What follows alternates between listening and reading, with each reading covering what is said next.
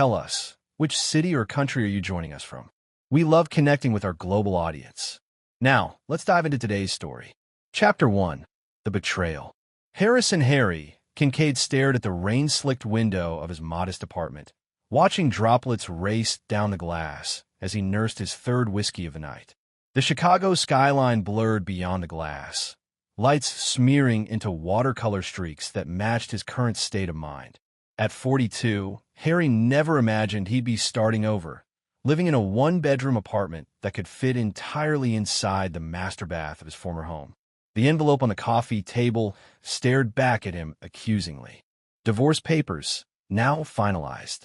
15 years of marriage dissolved in a flurry of legal jargon and bitter arguments. And worst of all, the betrayal that had precipitated it all still burned like acid in his chest. Veronica Kincaid, now back to Veronica Blackwell, had been his college sweetheart, the woman he'd built his life around. They'd met at Northwestern, where he'd been a scholarship kid studying finance, and she'd been a legacy admission pursuing marketing. From different worlds, but somehow they'd clicked. Harry had worked his way up from nothing, the son of a factory worker and a waitress from the South Side who'd fought for every opportunity.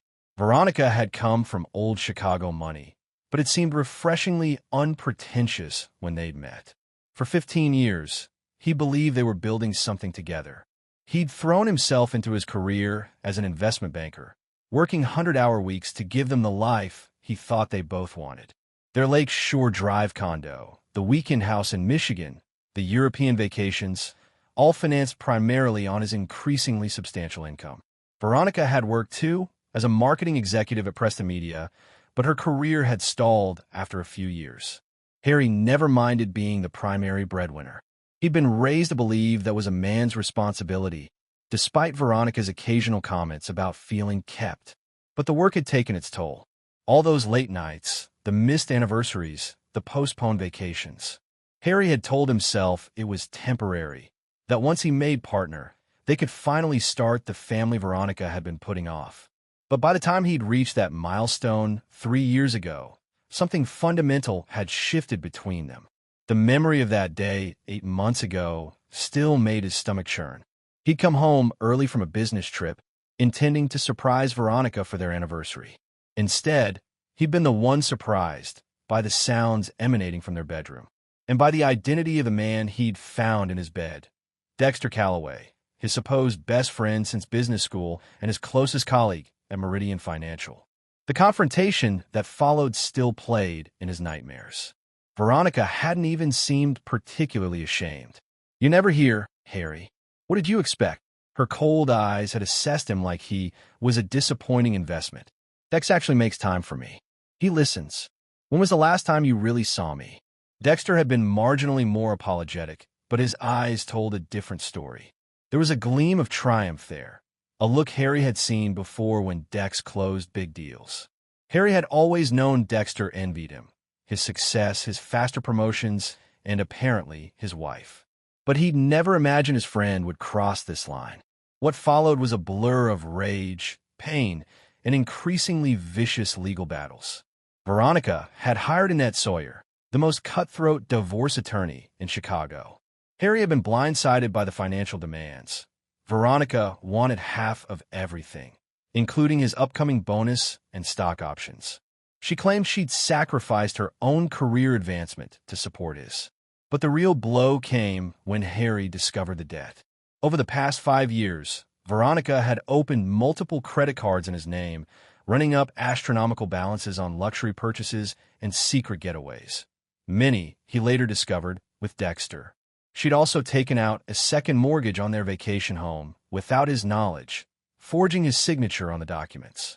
By the time the forensic accountants finished their work, Harry was left with a staggering $180,000 debt and a credit score in ruins. The legal fight that ensued drained what remained of his savings. Despite clear evidence of fraud, Veronica's legal team managed to drag the proceedings out until Harry simply couldn't afford to continue. His own attorney, Phoebe Winters, had been good, but outgunned by Veronica's family money and connections. In the end, Harry accepted a settlement that left him financially devastated, but at least free of Veronica. The professional fallout was equally catastrophic. Unable to face working alongside Dexter, Harry had resigned from Meridian Financial, walking away from the partnership he'd spent 15 years building. His reputation in Chicago's close-knit financial community suffered as rumors, many started by Dexter, painted him as unstable and difficult. The ultimate humiliation came when he learned that Dexter had been promoted to his former position. Harry downed the last of his whiskey and turned from the window. The small apartment felt like a prison, walls closing in with each passing day. Rock bottom, they called it.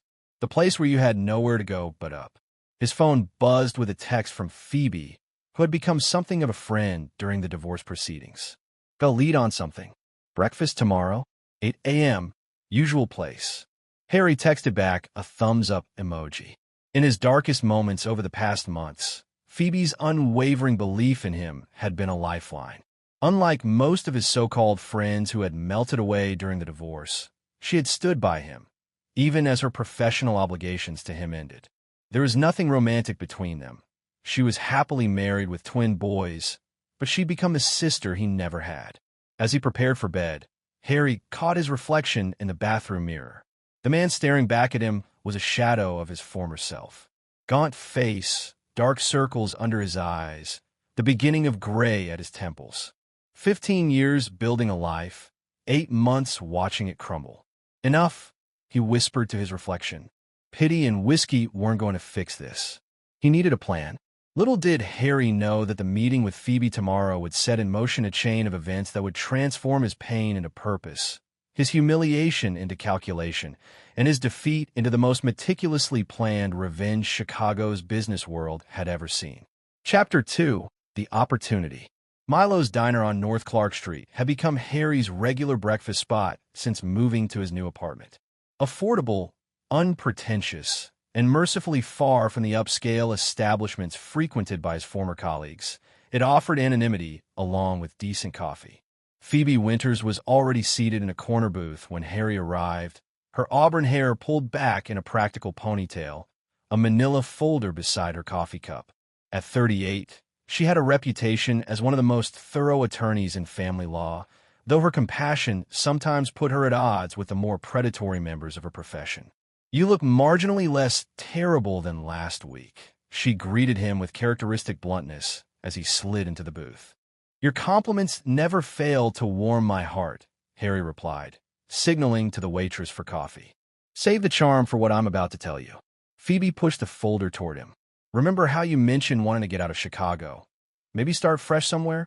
Harry nodded, opening the folder to find printouts about Nexus Technologies, a mid-sized tech company based in Denver. "One of my clients is on their board," Phoebe continued. "They're looking for a new CFO. Current one is retiring. Company's solid, but underperforming. They need someone with your financial background who can help position them for acquisition."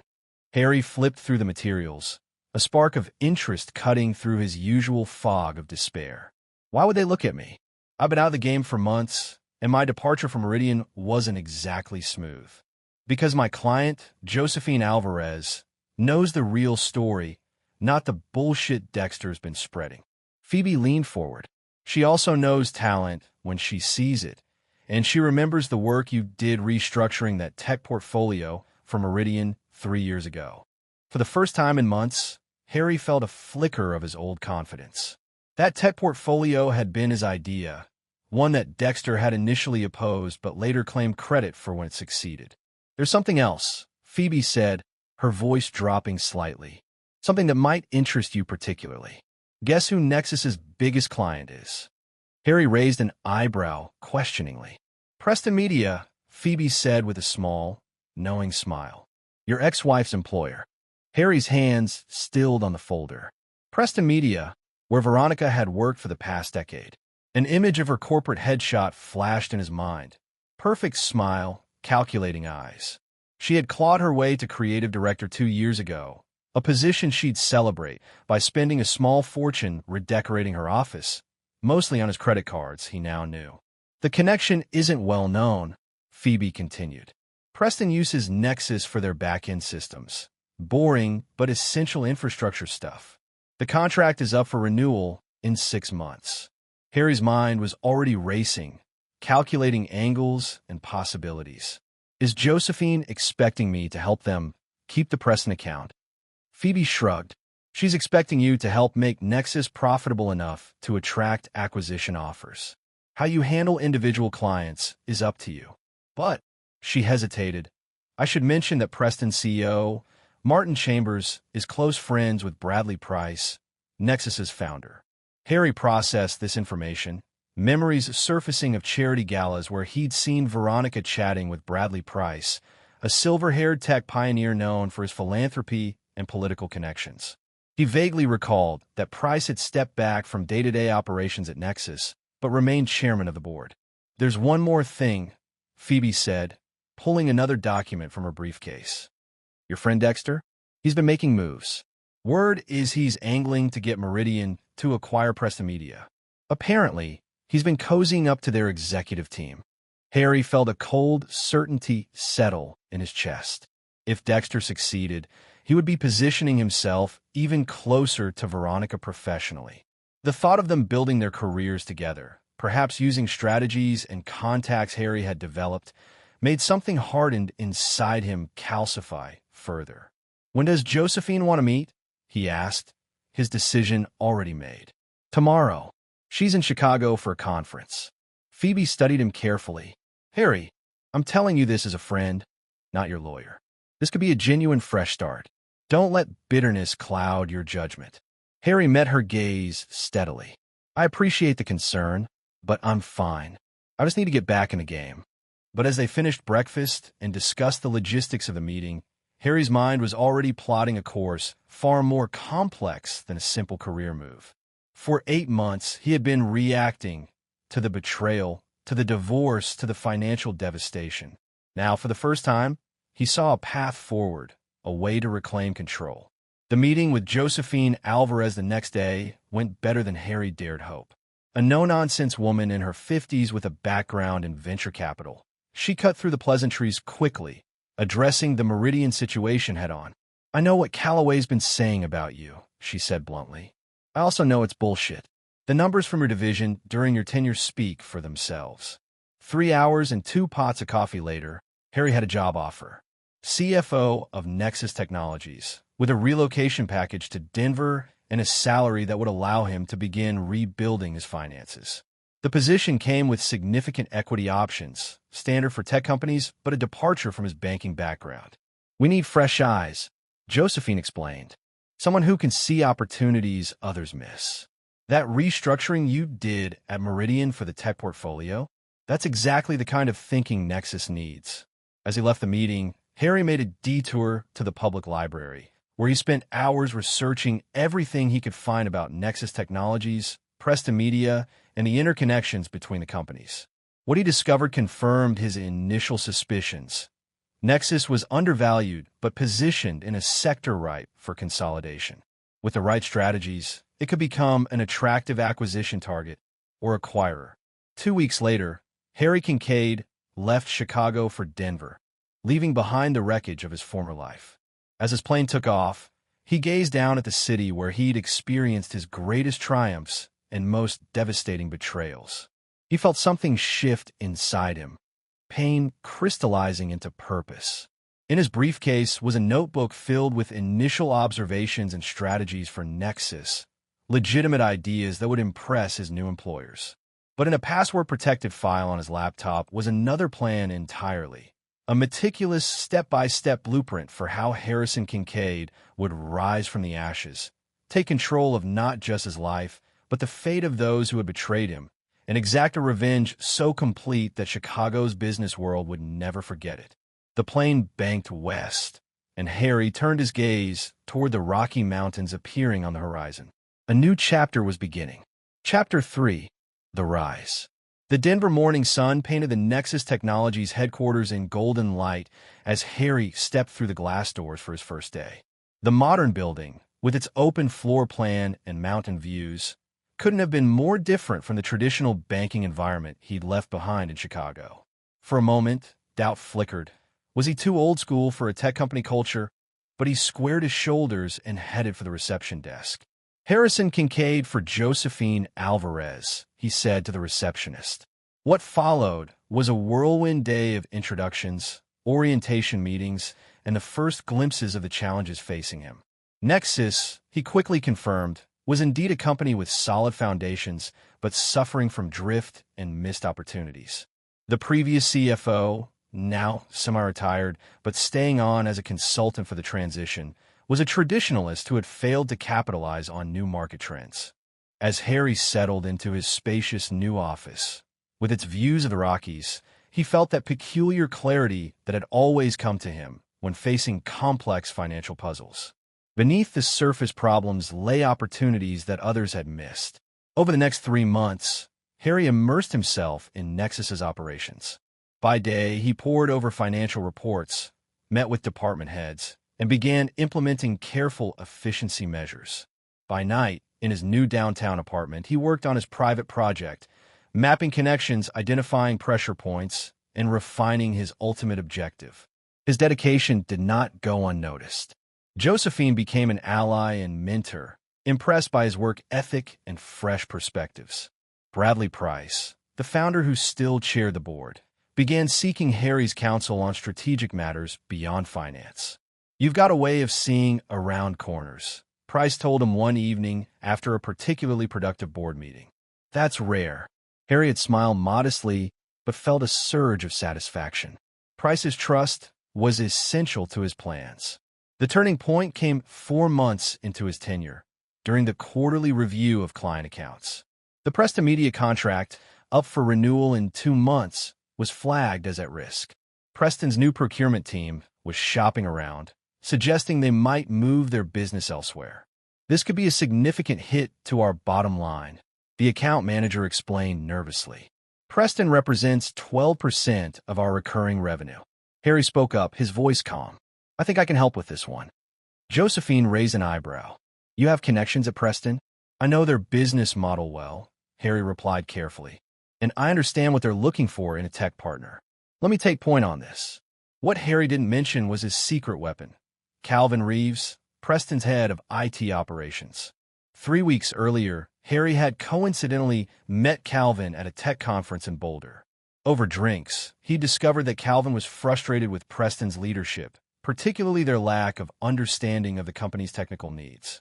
Harry had cultivated the relationship carefully, positioning himself as a sympathetic ear and, gradually, a trusted advisor. 2 days after the meeting, Harry flew to Chicago for his first face-to-face with Preston's procurement team. Walking into the Preston Media offices felt surreal. Knowing Veronica worked somewhere in the building, perhaps just floors away. But he compartmentalized those feelings, focusing on the task at hand. The meeting was a masterclass in strategic negotiation. Harry presented a proposal that addressed Preston's concerns while actually increasing Nexus's profit margins through more efficient service delivery. He had done his homework, identifying pain points in Preston's operations that even their own team hadn't fully articulated.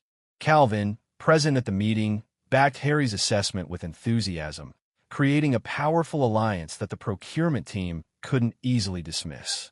By the time Harry returned to Denver, he had not only secured the Preston contract renewal, but had expanded its scope by 30%. The win cemented his reputation at Nexus as a miracle worker. Whatever they're paying you, it's not enough, Bradley Price joked during the celebration dinner, raising a glass in Harry's honor. As summer turned to fall in Denver, Harry's influence at Nexus grew exponentially. His financial restructuring plan was showing results, with the company's valuation climbing steadily. He built a loyal team, identifying and promoting talented employees who had been overlooked by previous management. Among them was Zoe Chun, a brilliant systems analyst who became his right hand, impressed by his willingness to listen to ideas from all levels of the organization. Previous management would never have given someone like me a seat at the table, she told him gratefully after he promoted her to Director of Strategic Analysis. Their loss, Harry replied simply. Talent is talent, regardless of age or background. It was a philosophy that earned him fierce loyalty throughout the company. In October, 7 months after joining Nexus, Harry made his boldest move yet. During a strategy retreat in Aspen, he proposed that Nexus should consider acquisitions of its own rather than positioning itself to be acquired. "We've been thinking too small," he told the leadership team, standing before a presentation that laid out his vision. "With our improved financials and the current market conditions, we're in a position to be predators rather than prey." He outlined a strategy to acquire smaller companies with complementary technologies, building Nexus into a more comprehensive service provider that could compete with larger players. The presentation was met with stunned silence, followed by excited discussion. Bradley Price pulled Harry aside afterward.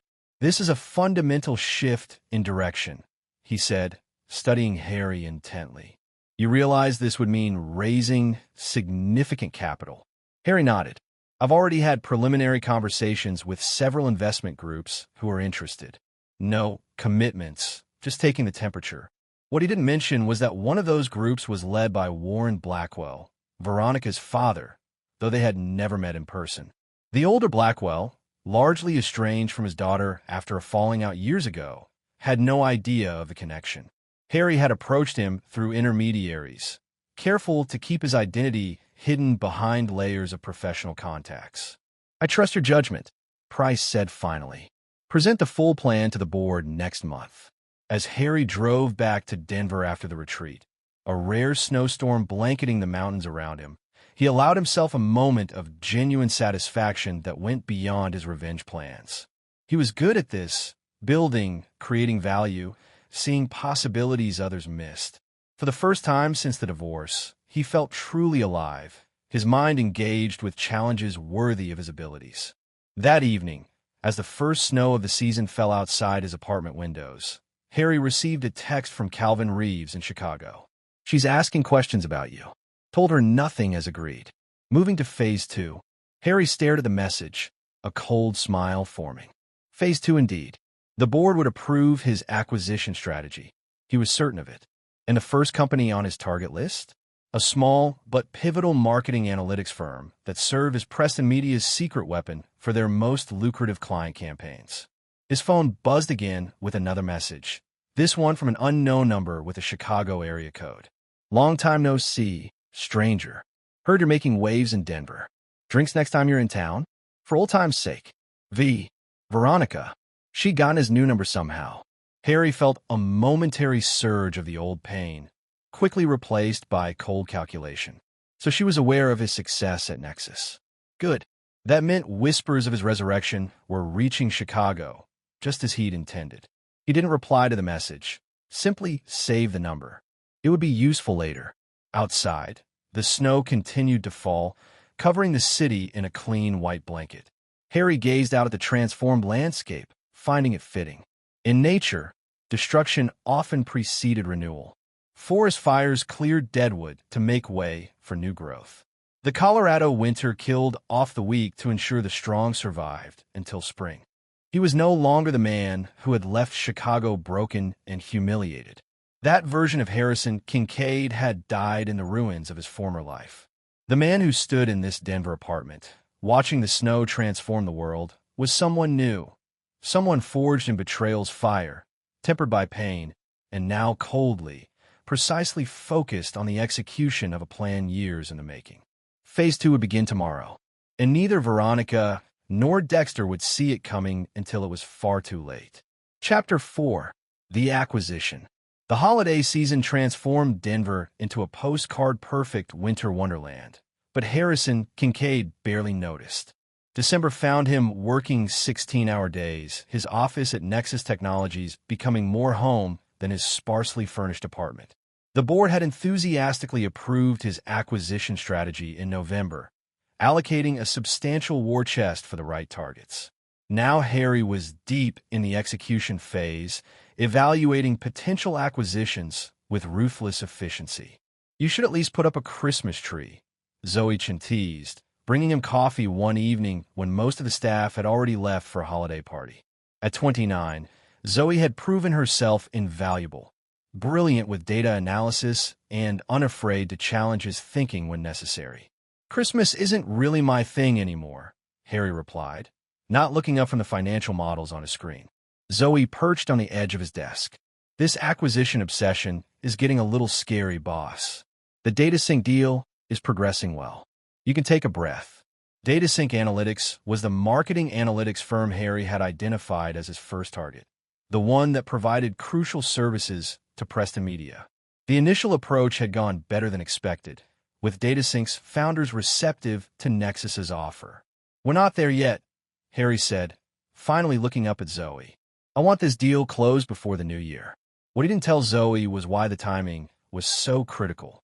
Through his careful cultivation of relationships in Chicago, Harry had learned that Dexter Calloway was planning to propose a merger between Meridian Financial and Preston Media in January. The move would consolidate Dexter's influence and likely lead to a substantial promotion, possibly even a path to becoming CEO of the merged entity within a few years. Harry couldn't allow that to happen. The DataSync acquisition was just the first move in a complex chess game. Once under Nexus's umbrella, Harry planned to review all client contracts, including Preston's. With access to Preston's proprietary campaign data through DataSync, he would gain leverage that could derail Dexter's merger plans. "You should come to the party," Zoe said, interrupting his thoughts. "The team misses their fearless leader." Harry smiled wryly. 1 hour. Then I'm back to the grindstone. The holiday party at Josephine's elegant home in Cherry Creek provided a welcome distraction. Harry found himself actually enjoying the company of his colleagues outside the office. Even Bradley Price made an appearance, pulling Harry aside for a personal chat. "You've transformed this company in less than a year," Price said, his hand warm on Harry's shoulder. "I didn't think it was possible." "Just getting started," Harry replied modestly. Price studied him thoughtfully. "You know, when Josephine first suggested you for the position, I was skeptical. Your background was impressive, but that mess in Chicago raised red flags." He raised a hand to forestall Harry's response. "I'm glad I listened to her. Whatever demons drove you out of Chicago, they've served you. And us, well, if only you knew," Harry thought, maintaining his composed expression. "I'm curious," Price continued, lowering his voice. "This push toward marketing tech acquisitions. Is there a personal angle there? I remember your ex-wife was in marketing." Harry tensed imperceptibly. Price was sharper than he'd given him credit for. "Just following the data," he said smoothly. "Marketing tech has the highest growth potential in our sector." Price nodded, seemingly satisfied, but Harry made a mental note to be more careful around him. The older man hadn't built a tech empire by being easily fooled. As January approached, the DataSync deal entered its final stages. Harry flew to Chicago for the closing negotiations, a trip that served multiple purposes. While the legal teams finalized the acquisition paperwork, Harry scheduled a discreet meeting with Warren Blackwell, Veronica's estranged father and the investor he'd been courting for Nexus's expansion capital. The elder Blackwell, now 72, welcomed Harry to his Lake Forest mansion on a bitter cold Chicago afternoon. With silver hair and the same striking blue eyes as his daughter, Warren had a reputation as a brilliant but ruthless investor. The falling out with Veronica, Harry knew, had occurred when she married him rather than the scion of another wealthy family Warren had favored. "Your proposal intrigues me, Mr. Kincaid," Warren said as they sat in his wood-paneled study. "Nexus has shown remarkable growth under your guidance." "We're just getting started," Harry replied, echoing his words to Bradley Price. "The DataSync acquisition is the first step in creating a comprehensive technology ecosystem that will revolutionize how marketing firms operate." Warren studied the proposal documents, his expression revealing nothing. "And Preston Media is one of DataSync's major clients, I see." "Among others," Harry acknowledged. "We anticipate significant cross-selling opportunities." What Harry didn't explicitly state was that Preston Media would soon find itself dependent on Nexus Technologies for its most profitable client relationships, a dependency he planned to exploit. "I understand Martin Chambers is considering a merger with Meridian Financial," Warren commented, seemingly casual. Harry kept his expression neutral, though internally he was impressed by Warren's intelligence network. "I've heard rumors," he replied. "Do you have thoughts on that potential move?" Warren's mouth twisted in distaste. "Chambers is a fool if he goes through with it. Meridian will strip Preston for parts and discard the remains. Harry leaned forward slightly. Would it concern you if that happened? Why should it? Warren asked coolly. I have no stake in Preston. But your daughter works there, Harry pointed out, watching carefully for the reaction. Warren's eyes narrowed. You've done your homework, Mr. Kincaid. Yes, Veronica is their creative director. We're not close, as you seem to know, but I wouldn't wish unemployment on her. He paused, studying Harry with new interest. Do you know my daughter? It was the moment of truth, the calculated risk Harry had built into his plan. He could lie, maintain his cover, and proceed as planned.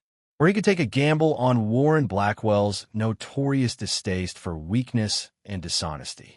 I was married to her for 15 years, Harry said evenly, meeting the older man's gaze without flinching. Warren Blackwell's expression didn't change, but something shifted in his eyes, surprise, followed by something like respect. Well, he said after a long moment, that puts an interesting spin on matters. Over the next hour, a remarkable alliance formed. Warren, it emerged, had never forgiven Veronica for rejecting his guidance in her choice of husband. The irony that he now approved of Harry, after the marriage had ended, wasn't lost on either of them. But more significantly, Warren harbored a deep resentment toward Dexter Calloway, who had been the suitor he'd originally favored for his daughter. He approached me first, Warren revealed, about investing in this Meridian-Preston merger. Pitched it as a way to reunite the family through business.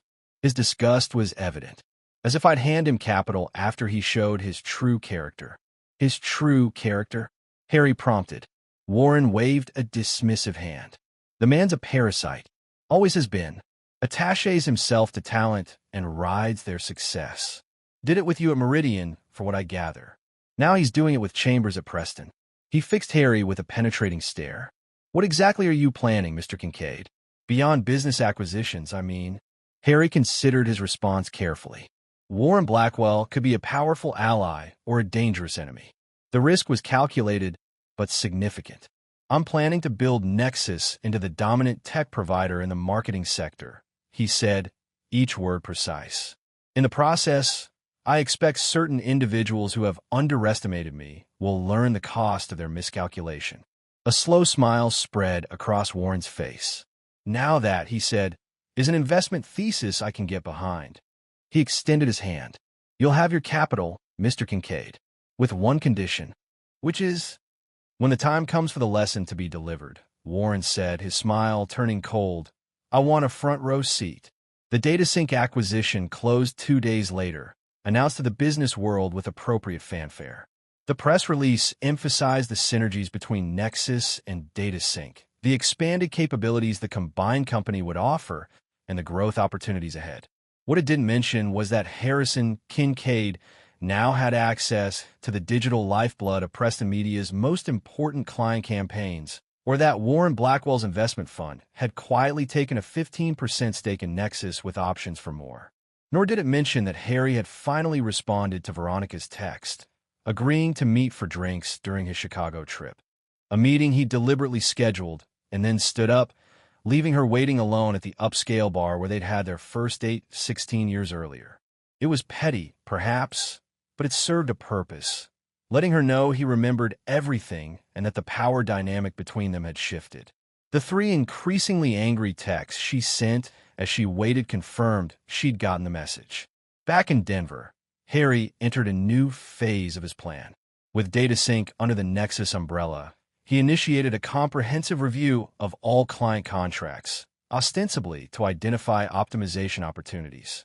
Zoe Chun led the analysis team, unaware that their work was feeding directly into Harry's personal agenda.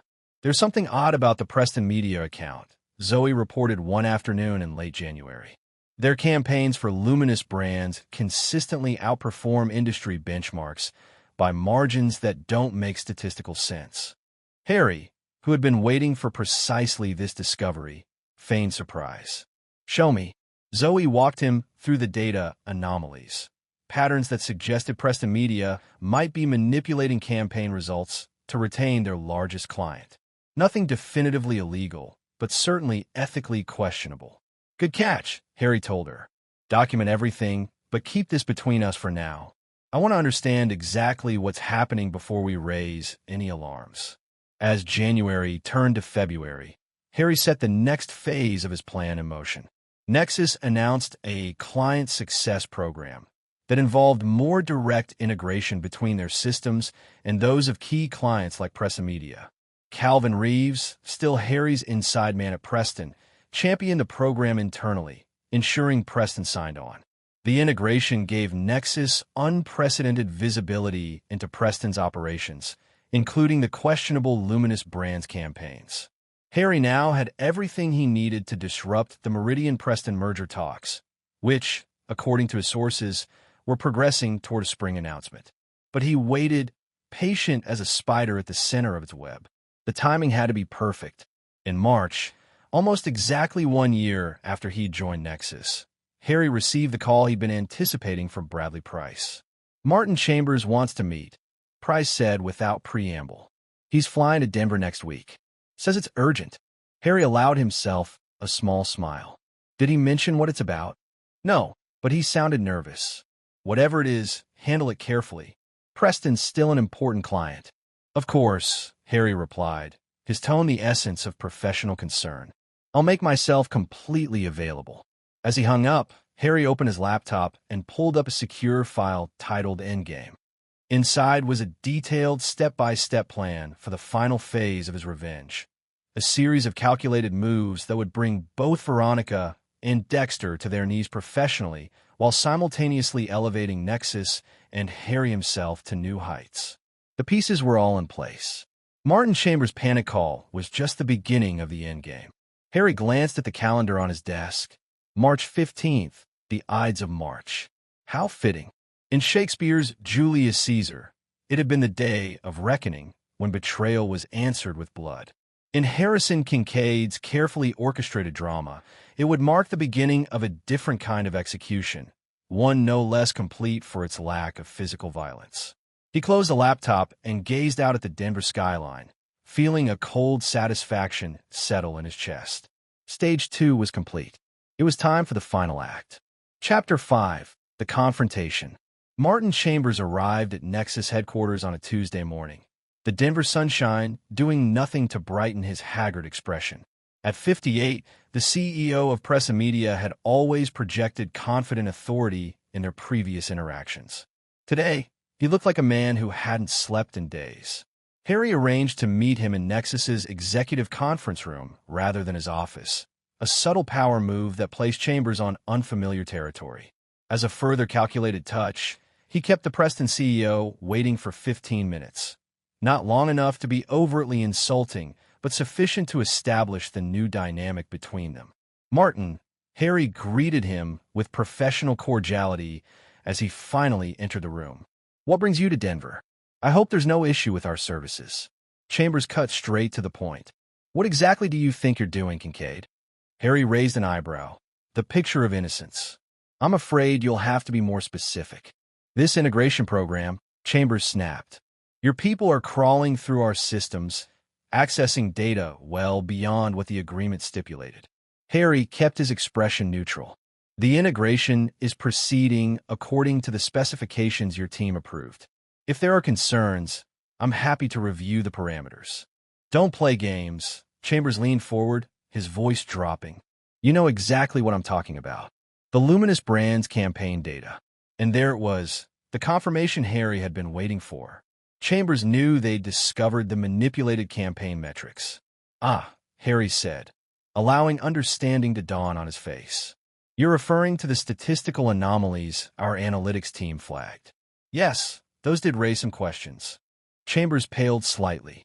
"Those are proprietary methodologies. Your people had no business." "Our people were doing exactly what they're paid to do," Harry interrupted, his tone hardening.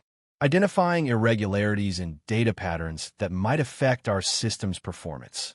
The real question, Martin, is why Preston Media's results for Luminous Brands consistently show engagement rates 30% above verified third-party metrics." A tense silence filled the room. Chambers seemed to be calculating his options, his eyes darting to the door as if contemplating escape. "It's not what you think," he said finally. No. Harry's voice was dangerously soft. Because what I think, based on the data, is that Preston has been systematically overstating campaign results to justify premium billing to your most lucrative client. I think you've been doing it for at least 3 years. And I think if Luminous Brands found out, they not only fire Preston, but possibly pursue legal action for fraud. Chambers' face had gone from pale to ashen. You can't prove anything.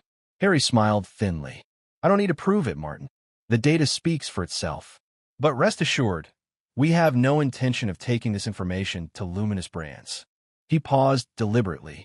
At least not at this time. Understanding dawned in Chambers' eyes. What do you want? First, Harry said, leaning back in his chair, I want you to terminate all merger discussions with Meridian Financial. Chambers stared at him in shock. How did you? It doesn't matter how I know. Harry cut him off. What matters is that the merger stops. Today. Impossible. Chambers shook his head. We're weeks away from announcing. Contracts are being drafted. Dexter Calloway will be disappointed, I'm sure. Harry finished for him. That's unfortunate, but not my concern. Chambers studied him with new wariness. This is personal for you, isn't it? Calloway mentioned it was bad blood, but I had no idea you'd go this far. Harry didn't take the bait. This is business, Martin. Speaking of which, I have a counterproposal for you. From his briefcase, Harry withdrew a folder containing documents outlining a strategic partnership between Nexus and Preston Media.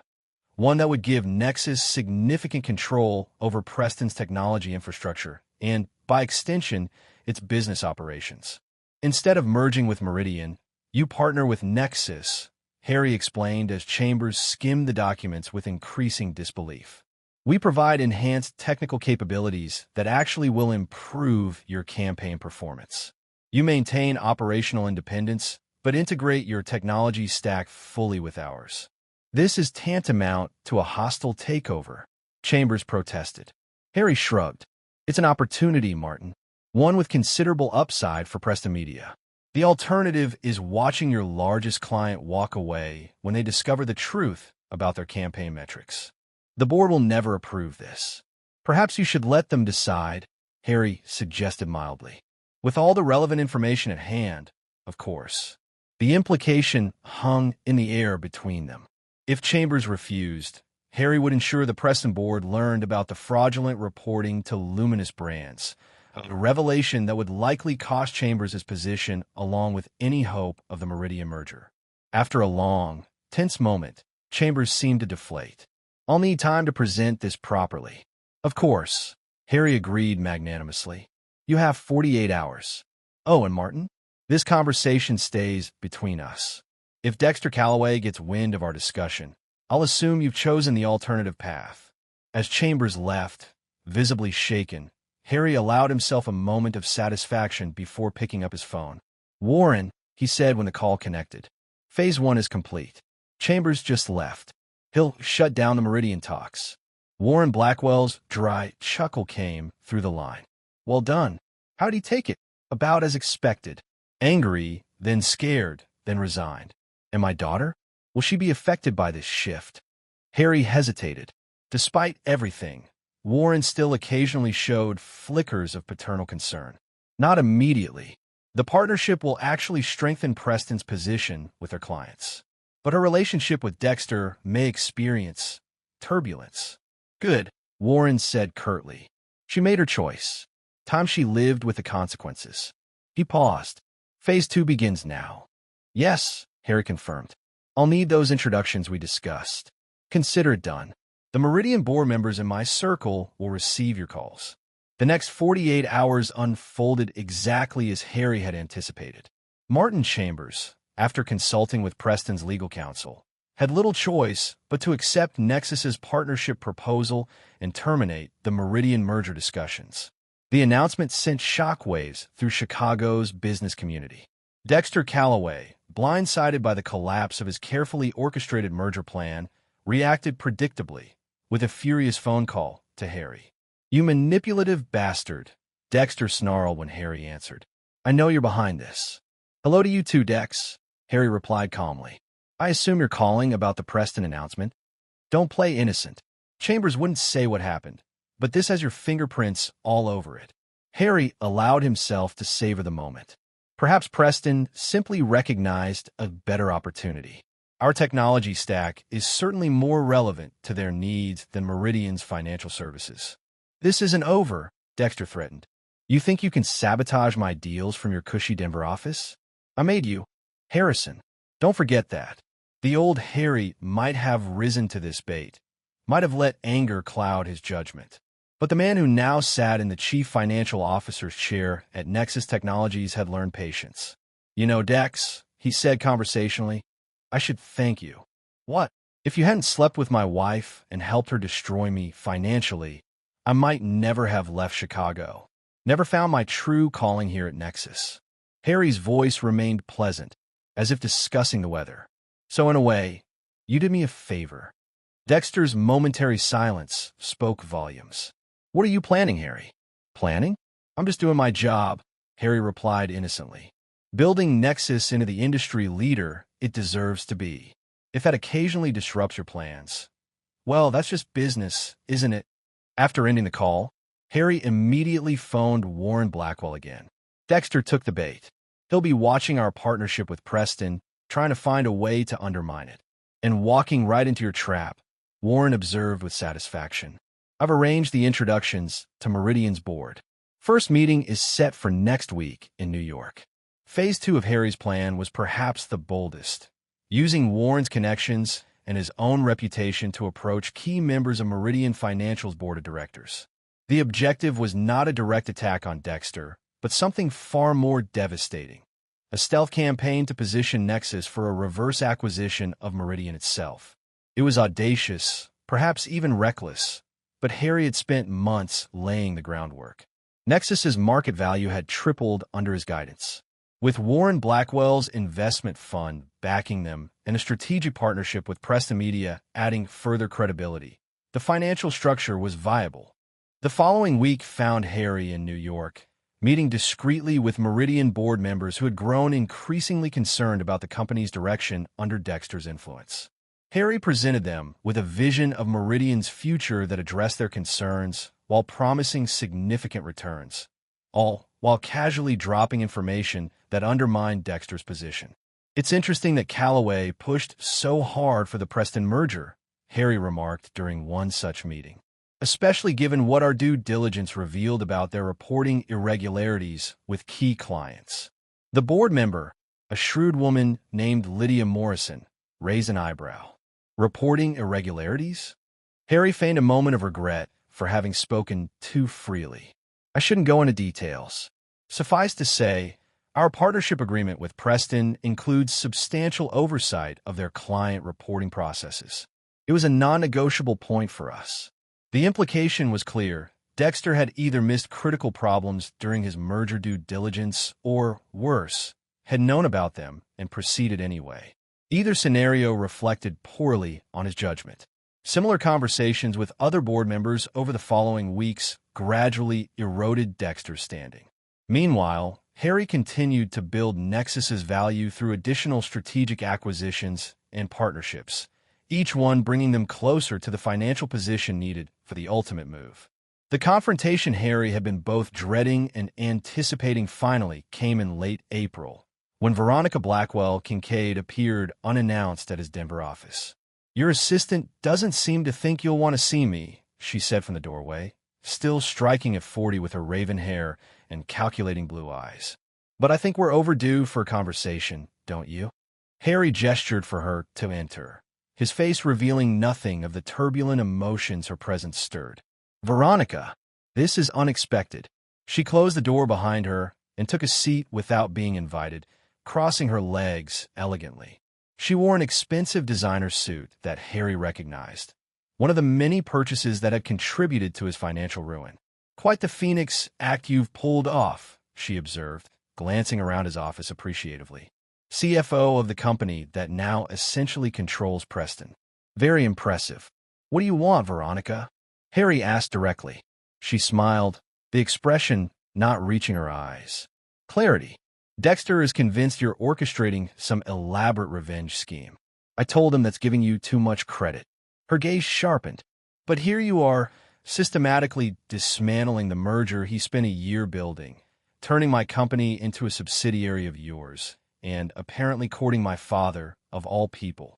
Harry kept his expression neutral. Business decisions, nothing more. Your connection to Preston is irrelevant.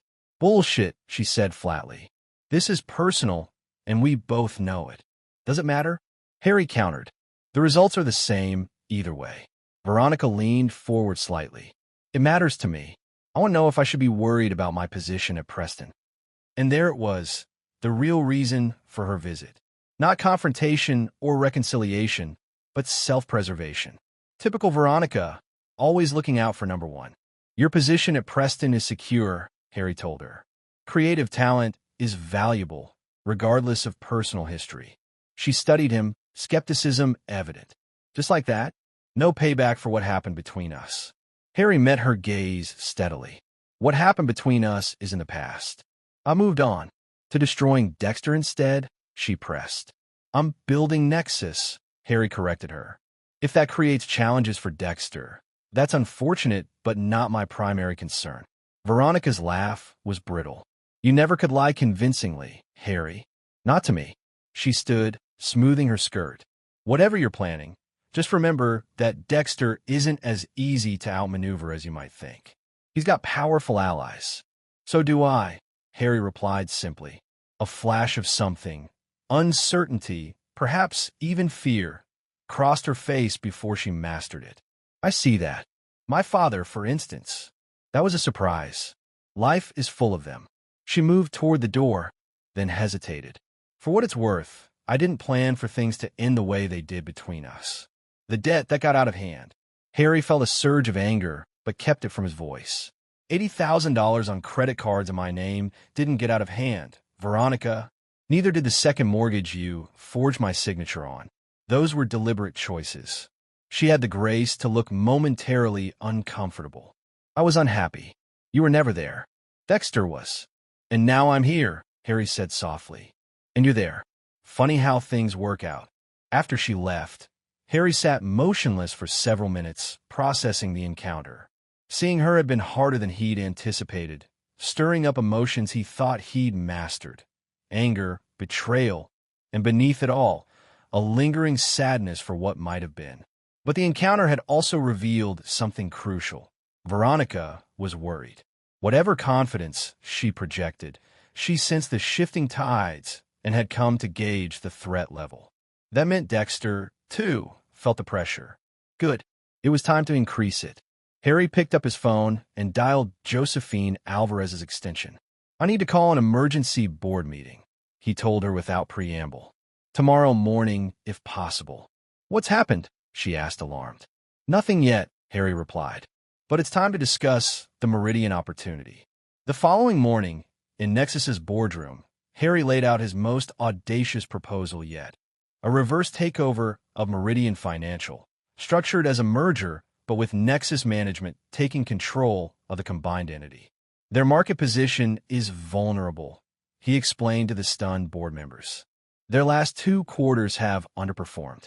Their Chicago-based leadership is distracted by internal politics. With Warren Blackwell's fund backing us and our current market momentum, we can make a compelling offer to their shareholders. Bradley Price, who had remained silent during Harry's presentation, finally spoke. This is a radical departure from our technology focus, Harrison.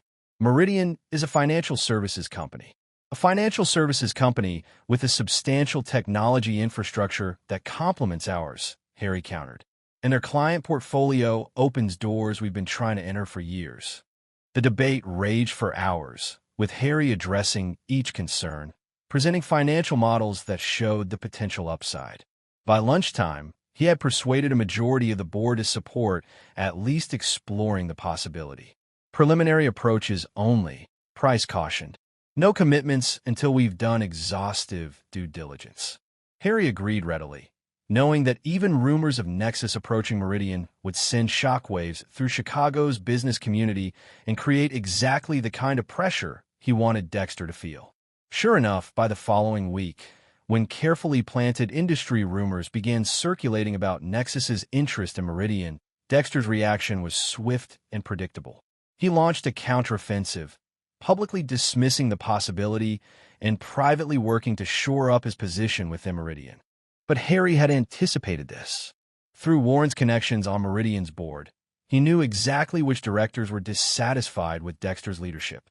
He cultivated these relationships carefully, providing information that further undermined confidence in Dexter's strategic vision.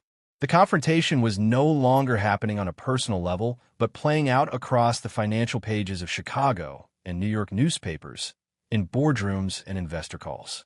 It was business as blood sport, with billions of dollars and hundreds of careers in the balance. And at the center of the storm stood Harrison Kincaid, no longer the betrayed husband seeking petty revenge, but the architect of a business coup that would either elevate him to new heights of power or destroy what he had built in Denver. As May turned to June, the rumors solidified into formal discussions. Nexus officially approached Meridian's board with a merger proposal that would value Meridian at a modest premium to its current stock price, but restructure leadership with Harry as CEO of the combined entity. The board, increasingly dissatisfied with Meridian's performance under Dexter's leadership team, agreed to formal negotiations. When the news broke publicly, Meridian's stock jumped 8%, while Nexus's climbed 12%, a clear market endorsement of the potential combination. Dexter, fighting for his professional life, called an emergency press conference in Chicago to denounce the proposal as hostile and destructive to Meridian's core values. But financial analysts noted that his arguments lacked specific objections to the financial terms, because the terms were objectively favorable to Meridian shareholders. Behind the scenes, Dexter worked frantically to find an alternative buyer for Meridian, a white knight to save him from Harry's advance. But the business community had sensed blood in the water, and few were willing to challenge Nexus's momentum or Warren Blackwell's financial backing. In Denver, Harry maintained a punishing work schedule, dividing his time between running Nexus's day-to-day operations and orchestrating the Meridian takeover strategy. Zoe Chun, now fully aware of the high-stakes game they were playing, proved invaluable in managing the operational details Harry couldn't personally oversee. "You know," she remarked one late night as they reviewed acquisition models, "when you first started pushing us toward these aggressive moves, I thought you were just ambitious. Now I'm starting to think it's personal." Harry looked up from his computer, meeting her direct gaze. "Does it matter?" "It might," Zoe replied thoughtfully. "Ambition has limits. Personal vendettas sometimes don't." It was an echo of Veronica's accusation, and it gave Harry pause. Was he pushing too hard, taking too many risks in pursuit of his vendetta? Had the line between strategic business moves and personal revenge blurred beyond recognition? Before he could formulate a response, his phone rang, Bradley Price's private number. "Harrison," Price said without preamble when Harry answered. "Dexter Calloway is here in Denver. He's requesting a private meeting with you tomorrow morning." Harry felt a jolt of surprise. Dexter coming to him, on his territory? That was unexpected. Did he say what about? No, but he mentioned it was a personal matter that might impact the pending business discussions. Harry's mind raced through possibilities. A threat? A bribe? Some new attempt to undermine the merger? "I'll meet with him," Harry decided, "but I want you and legal counsel standing by." After ending the call, he looked back at Zoe, who had heard enough to understand the situation. "Careful," she warned. "He's desperate, which makes him dangerous." Harry nodded, recognizing the wisdom in her caution. "I know Dexter. He always keeps an ace up his sleeve for emergencies. Whatever he's bringing tomorrow, it won't be a white flag." That night, in his apartment, Harry reviewed the complete history of his interactions with Dexter, searching for vulnerabilities he might have missed, counter-moves he hadn't anticipated. The stakes had never been higher, not just for his revenge plans, but for Nexus itself, which was now fully committed to the Meridian acquisition. Whatever Dexter Calloway planned to throw at him tomorrow, Harrison Kincaid needed to be ready. Chapter 6: The Revelation. The Denver morning dawned clear and bright, the kind of perfect blue sky day that had drawn so many transplants to Colorado. Harry arrived at Nexus headquarters at 6:30, well before the scheduled 8 o'clock meeting with Dexter. He wanted time to center himself, to prepare for whatever was coming. At precisely 8, his assistant announced Dexter's arrival. Harry took a deep breath, straightened his tie, and gave the instruction to send him in. Dexter Calloway looked both familiar and strange as he entered Harry's office. The same tall frame and confident bearing, but with new lines of strain around his eyes and mouth. His tailored suit couldn't quite disguise that he'd lost weight, and the smile he offered Harry seemed forced. "Harrison," he greeted, extending his hand. "Thank you for seeing me." Harry shook the offered hand briefly, gesturing Dexter to a seat. "I was surprised by your request. What brings you to Denver, Dexter?" Dexter settled into the chair, his gaze taking in Harry's office. The tasteful art, the spectacular mountain view, the subtle displays of Nexus's recent successes. "Impressive operation you've built here," he commented. "A far cry from the broken man who left Chicago last year." Harry said nothing, waiting. After a moment, Dexter sighed. "I'll get to the point. This merger you're pursuing, it needs to stop. That's why you flew to Denver? To make demands." Harry raised an eyebrow. "The merger discussions are proceeding with the full support of both boards. Your opposition has been noted and dismissed." "It's not a demand," Dexter clarified. "It's a warning. There are aspects to this situation you're not aware of." Harry leaned back slightly in his chair. "Such as?" Dexter reached into his briefcase and withdrew a manila folder. "In your quest to bring down Meridian, to bring down me, you've overlooked some crucial details about the interplay between Meridian, Preston, and certain investment entities." He placed the folder on Harry's desk and opened it to reveal financial documents, transaction records, investment flows, corporate registrations. "What am I looking at?" Harry asked, though he had already spotted Warren Blackwell's name on several of the documents. "Warren Blackwell isn't just backing your play against Meridian," Dexter explained. "He's been secretly acquiring Meridian debt for the past 6 months through various shell companies. If this merger goes through as structured, he'll effectively control nearly 30% of the combined entity, more than any other single investor." Harry kept his expression carefully neutral. This wasn't entirely news to him. Warren had mentioned increasing his position in Meridian, though not to this extent. "And why would that concern me?" he asked. "Warren has been a supportive investor in Nexus." Dexter laughed without humor. "Come on, Harry. You're smarter than that. Warren Blackwell isn't backing you out of kindness or belief in your business acumen. He's using you to settle old scores with me, with his daughter, with Meridian's board that rejected his advice years ago." Harry remained silent, allowing Dexter to continue. "Once he has control, do you really think he'll keep you as CEO? You're a means to an end. The moment the merger is complete, you'll find yourself sidelined, just another executive who served his purpose." It was a possibility Harry had considered. Warren Blackwell was not known for sentimentality in business matters. But Harry had his own countermeasures in place. Protections built into his contract and the merger terms, alliances with other board members. "That's speculation," Harry said dismissively, "and hardly a compelling reason to halt a transaction that benefits both companies' shareholders." Dexter leaned forward, his expression intense. "There's more. Warren isn't just acquiring debt. He's been secretly meeting with Preston Media's largest clients, including Luminous Brands. He's positioning himself to control both their marketing agency and their financial services provider after the merger." This was news and potentially concerning. If Warren was making independent moves with Preston's clients, it could complicate the delicate balance of relationships Harry had been cultivating. "Again," Harry said, keeping his voice even, "business strategy, not a reason to halt the merger." "It's not strategy, it's manipulation," Dexter insisted. "And it doesn't end there." He pulled another document from the folder. "This is a transcript of a conversation between Warren and Martin Chambers from 2 weeks ago. Notice the highlighted portion." Harry skimmed the document, his eyes catching on Warren's words. "Once the merger is complete and Harrison has served his purpose, we'll restructure both entities. Preston remains intact under your leadership, but Meridian and Nexus will be stripped for their valuable components and the remains sold off. Calloway and my daughter will be collateral damage, but that's been the plan all along." A chill ran through Harry. The transcript seemed authentic, but it could easily be fabricated. This was exactly the kind of desperate move he'd expected from Dexter. "Where did you get this?" Harry asked, his tone hardening. "I have my sources," Dexter replied vaguely. "The point is, you think you're the chess master in this game, but you're actually a pawn. Warren is using your desire for revenge against me to advance his own agenda." Harry studied Dexter carefully.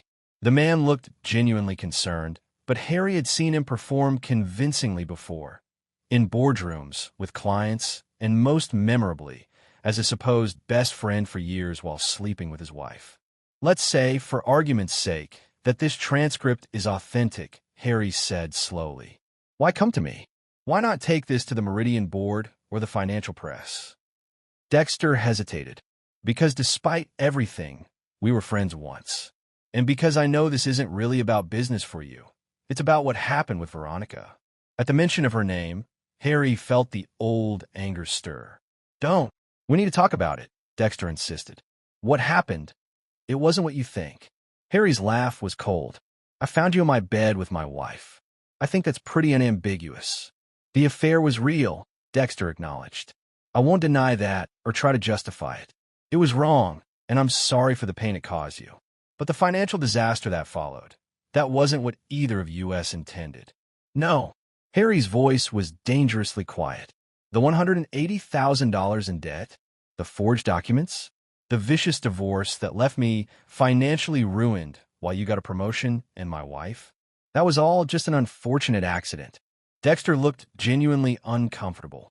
"The debt was real, but it wasn't about hurting you. Veronica has problems. Shopping addiction, mainly. It started small, a few credit cards, some online purchases. By the time I realized how bad it had gotten, she was in deep. The forged mortgage was her idea, a desperate attempt to cover the debts before you found out." Harry stared at him in disbelief. "You expect me to believe you didn't know? That you weren't complicit?" "I knew about some of it," Dexter admitted. "Not the full extent.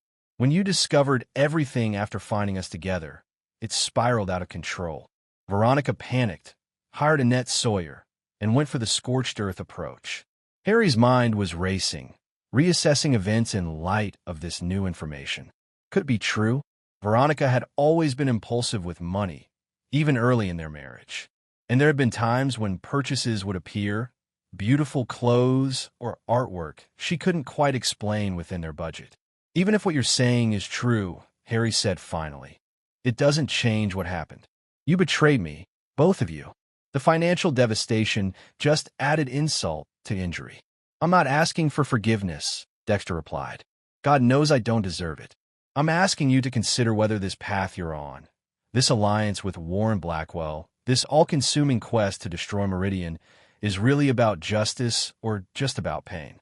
A heavy silence fell between them. Harry found himself in the disorienting position of considering Dexter's words.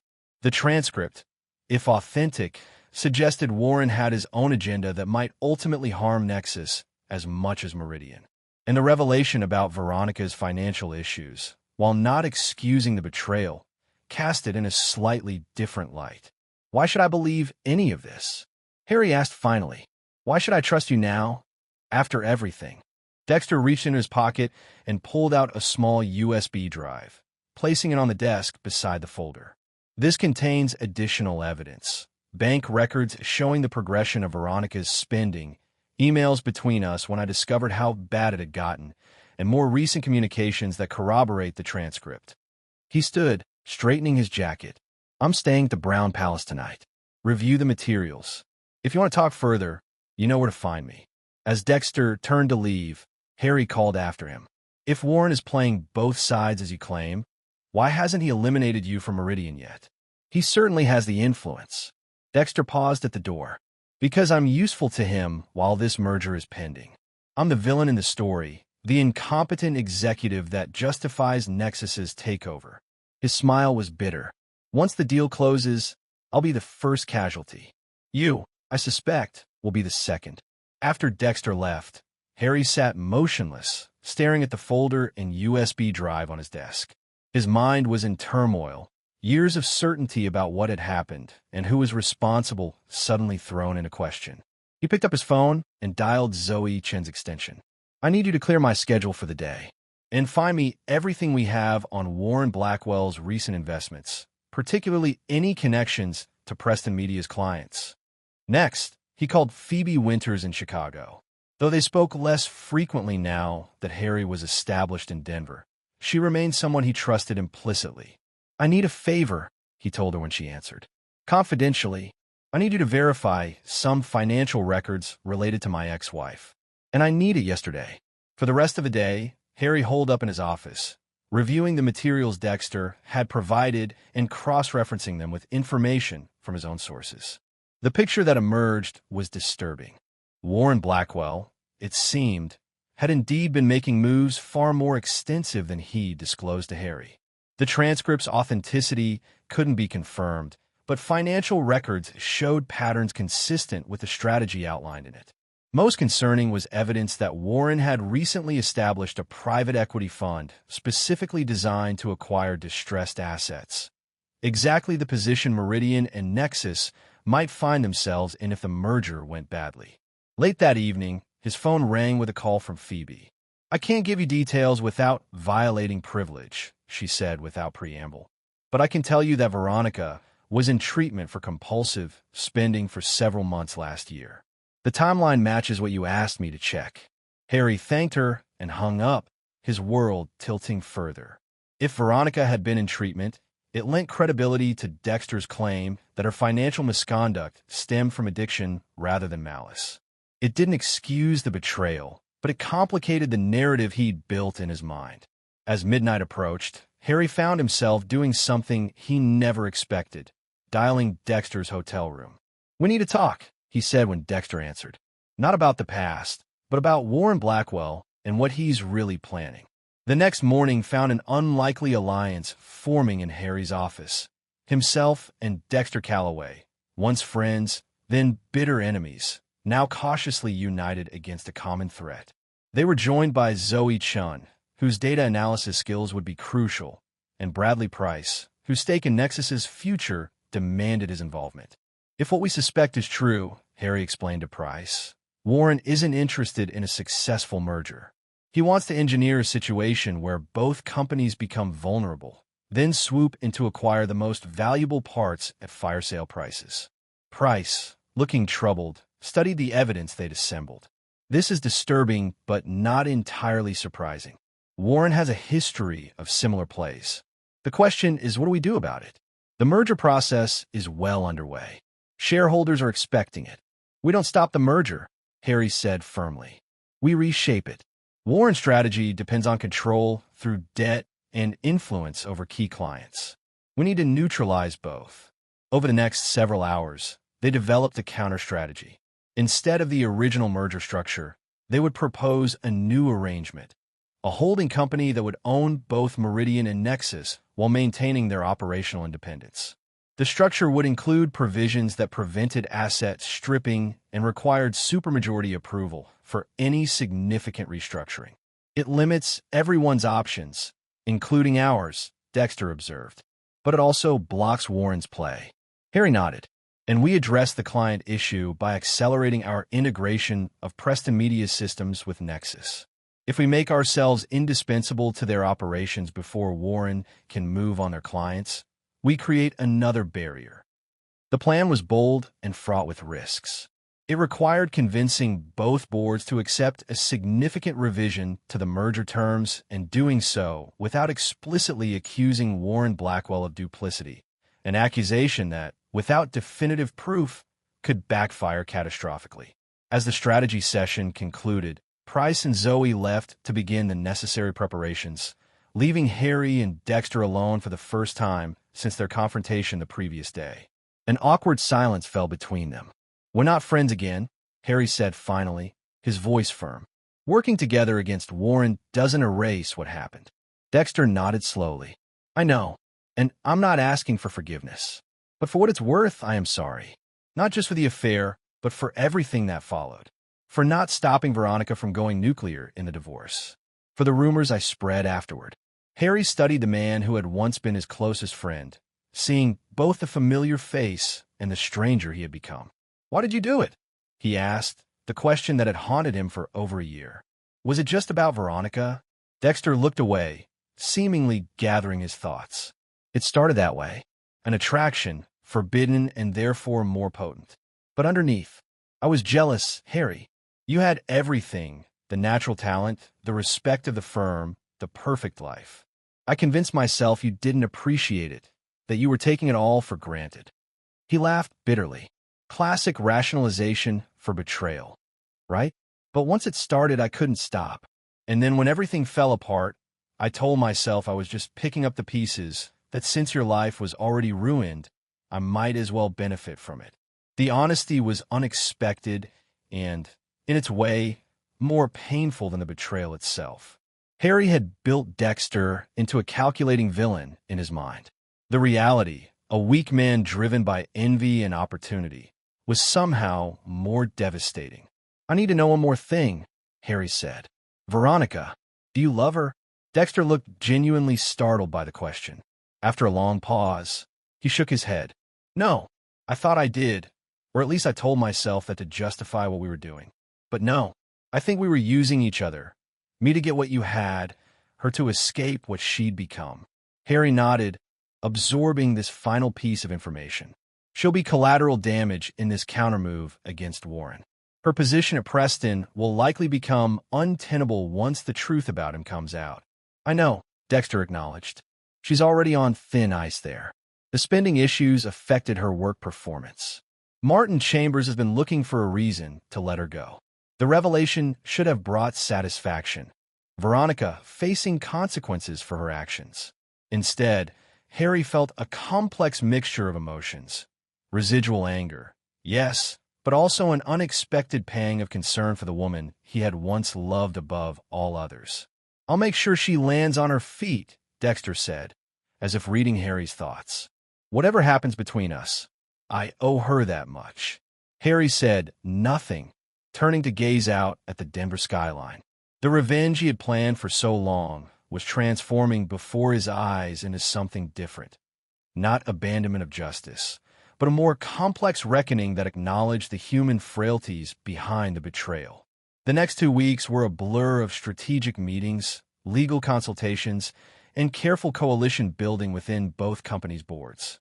Harry and Dexter, working in uneasy alliance, navigated the treacherous waters of corporate politics, gradually bringing key stakeholders to support their revised merger structure.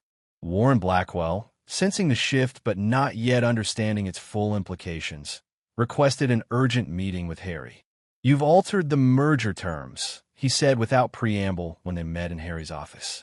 Why? Harry had prepared carefully for this confrontation.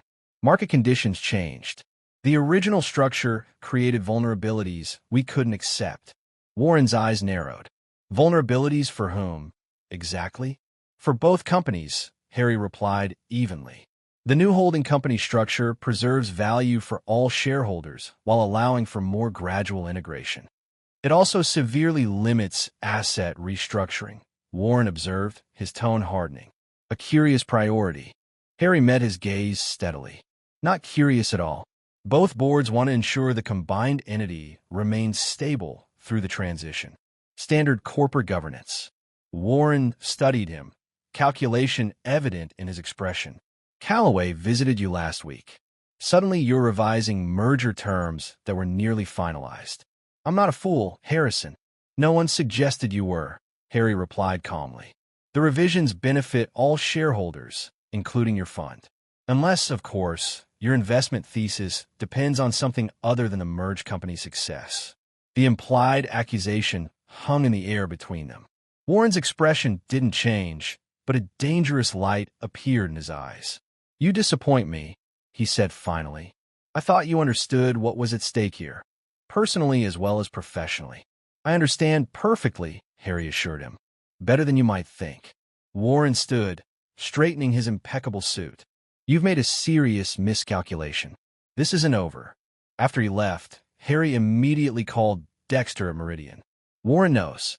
He didn't admit anything, but he's clearly unhappy with the revised terms. Will he fight us? Dexter asked. Count on it, Harry replied grimly. Make sure the security provisions we discussed are in place for the Meridian systems. And warn Chambers at Preston that Warren may approach him directly.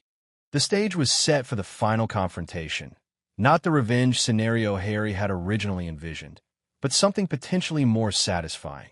The exposure and defeat of Warren Blackwell's predatory scheme, with both Nexus and Meridian emerging stronger for the alliance forged in crisis.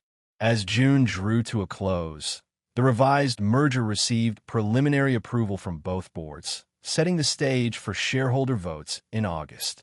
The financial press hailed the unusual structure as innovative, particularly the governance provisions that protected the operational integrity of both companies. What none of the analysts yet recognized was that beneath the surface, a battle for control was raging, one that would determine not just the fate of the merger, but the professional futures of everyone involved. Harry, standing at the center of the storm he had helped create, found himself in an unexpected position, fighting not for revenge, but for redemption, not just for himself, but for the companies and people whose lives had become entwined with his quest for justice. The final act was about to begin, and its conclusion would surprise everyone involved. Chapter 7. The Counterattack. July in Denver brought sweltering heat and the calm before the storm. With the shareholder votes on the revised merger structure just weeks away, Harry maintained a punishing schedule, dividing his time between running Nexus's day-to-day operations and shoring up support for the deal. Warren Blackwell had gone ominously quiet since their confrontation, making no public moves against the revised merger terms. But Harry wasn't fooled by the silence. Warren was a patient predator, and his counterattack, when it came, would be calculated for maximum impact. Still nothing from the Blackwell camp? Zoe asked one evening as they reviewed the latest shareholder sentiment analysis. Harry shook his head. Nothing overt. His fund representatives on both boards have been asking technical questions about the governance provisions, but that's standard due diligence. Too quiet, Zoe muttered. He's planning something. Harry was inclined to agree. Warren hadn't built his fortune by accepting defeat, especially not at the hands of his former son-in-law and a man he considered a traitor to his daughter. The first hint of Warren's strategy came 3 days later when Harry received an urgent call from Martin Chambers at Presta Media. "We've got a situation," Chambers said, his voice tight with stress. Luminous Brands is threatening to pull their business. Their CEO says they've received an interesting proposal from a new marketing tech consortium that can better serve their needs. Harry felt a chill despite the summer heat. "Let me guess, the consortium is backed by Warren Blackwell's fund." "How did you know?" Chambers sounded surprised. "Because it's the move I would make in his position," Harry replied grimly. "He's trying to undermine the value proposition of the merger by attacking our client relationships." After reassuring Chambers and outlining a counter-strategy for retaining Luminous Brands, Harry called an emergency meeting with his crisis team.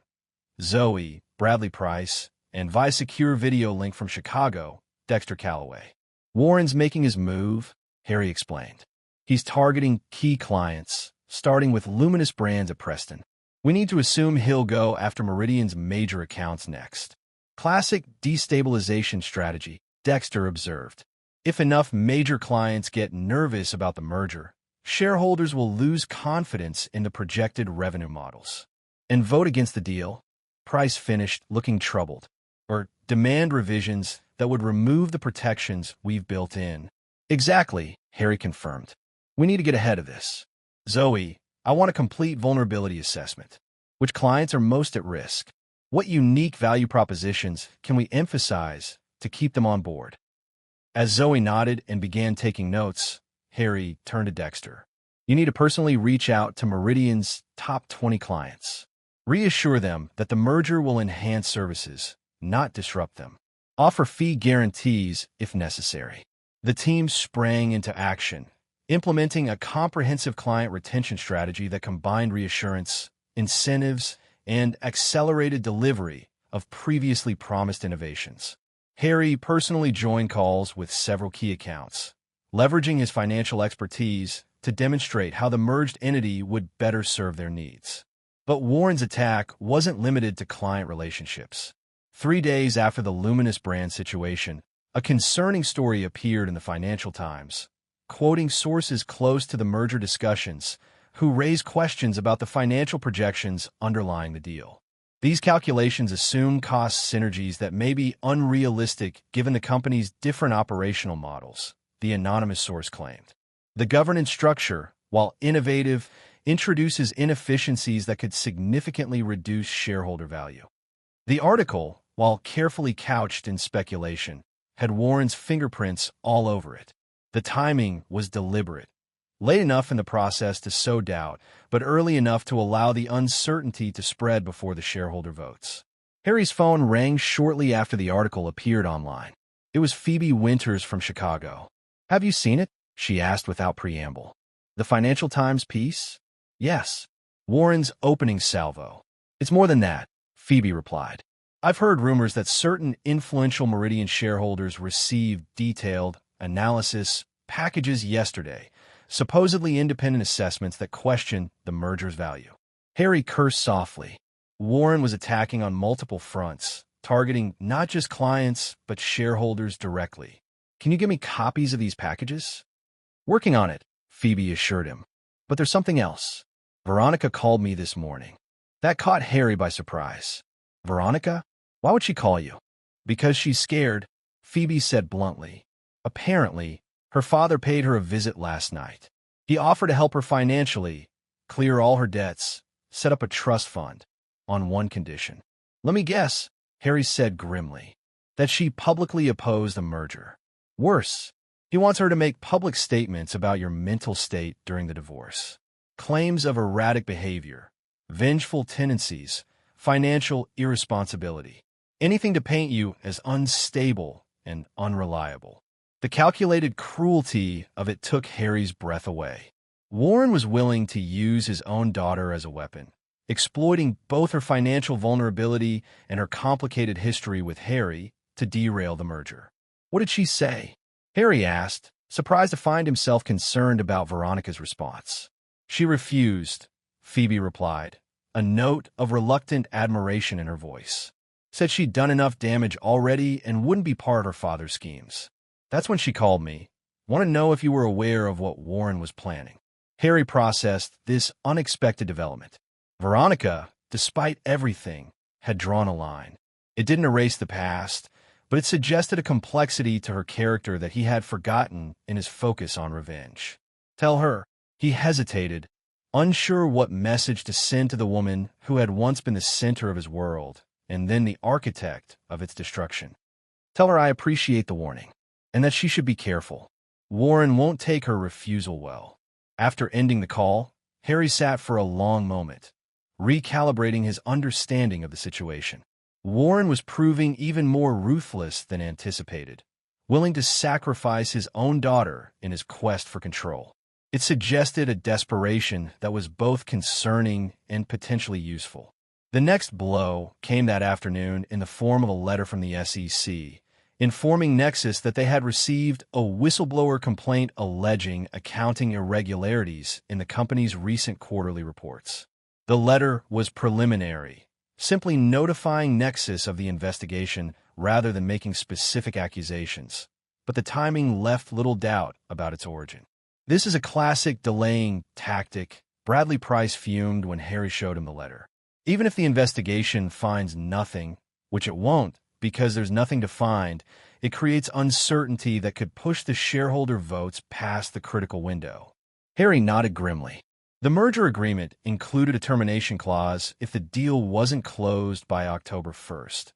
Warren was trying to run out the clock. "We need a counterpunch," Harry decided. "Not just defend against these attacks, but go on the offensive." That evening, Harry convened a war council in his apartment, away from potential corporate eavesdroppers. Zoe Chun, Bradley Price, and Dexter Calloway, who had flown in from Chicago, gathered around Harry's dining table, along with Phoebe Winters and, surprisingly, Calvin Reeves from Preston Media's IT department. "Warren's strategy is clear," Harry began.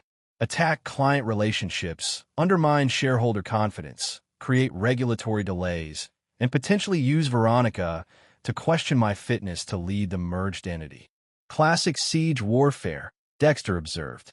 "Cut off supplies, isolate the target, then wait for surrender." "Exactly," Harry agreed. And our defense so far has been reactive, shoring up client relationships, reassuring shareholders, cooperating with the SEC investigation. But that's not enough. We need to change the dynamics of this conflict. How? Price asked. Warren has massive resources and decades of business connections. He's playing a game he's mastered over 40 years. By changing the rules, Harry replied, a cold determination in his voice. Warren's strategy depends on time and information asymmetry. He moves in the shadows, using proxies and cutouts to distance himself from the attacks. We need to drag him into the light. Over the next several hours, they developed a counter-strategy as bold as it was risky. Instead of continuing to fight a defensive battle on multiple fronts, they would concentrate their resources on a single, decisive thrust, exposing Warren's true agenda and the methods he was employing to advance it. Calvin Reeves, the IT specialist who had been Harry's inside man at Preston, would be crucial to the plan. Through his position, he had access to digital communications that could prove Warren's direct involvement in the attacks on the merger. It's legally gray, Phoebe warned.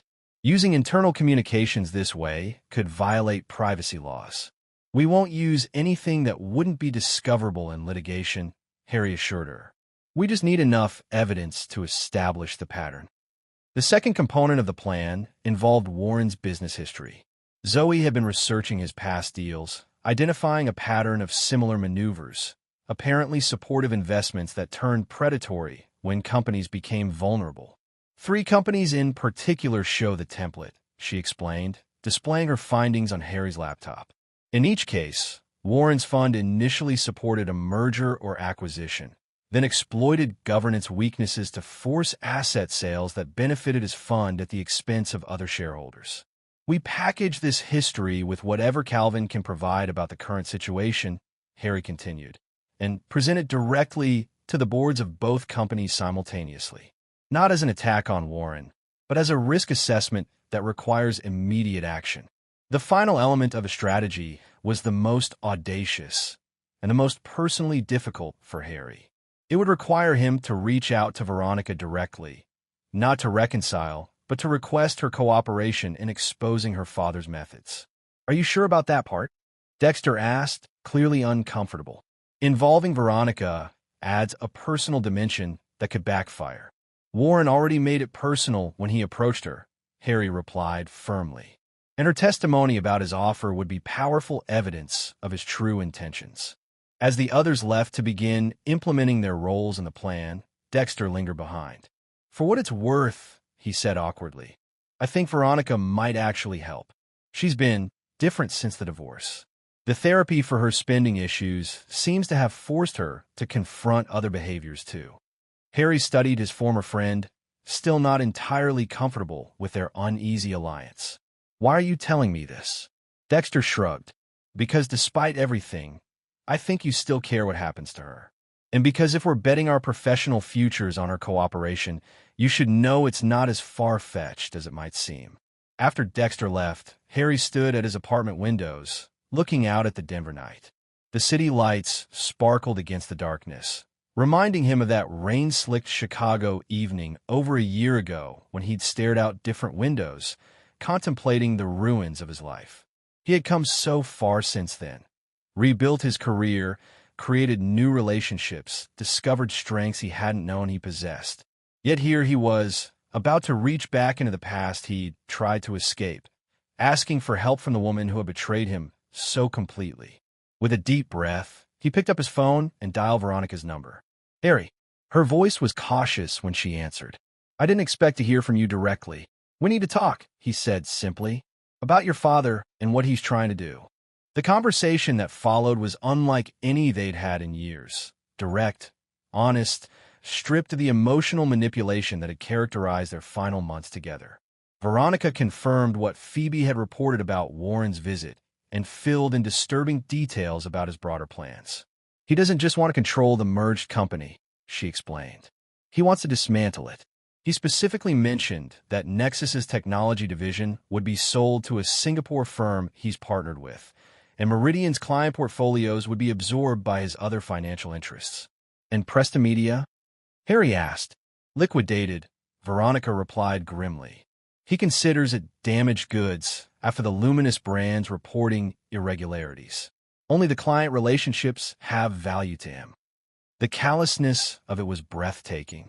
Warren would destroy 3 companies and thousands of careers to expand his already substantial fortune. I need your help, Harry said finally. Your testimony about his approach to you could be crucial in exposing his real agenda to the boards. A long silence followed. You're asking a lot, Veronica said eventually. He's still my father, despite everything. I know, Harry acknowledged. And I wouldn't ask if there were another way. But there are 15,000 jobs across these companies at stake. Whatever happened between us, I don't think you want that kind of collateral damage on your conscience. Another pause, longer this time.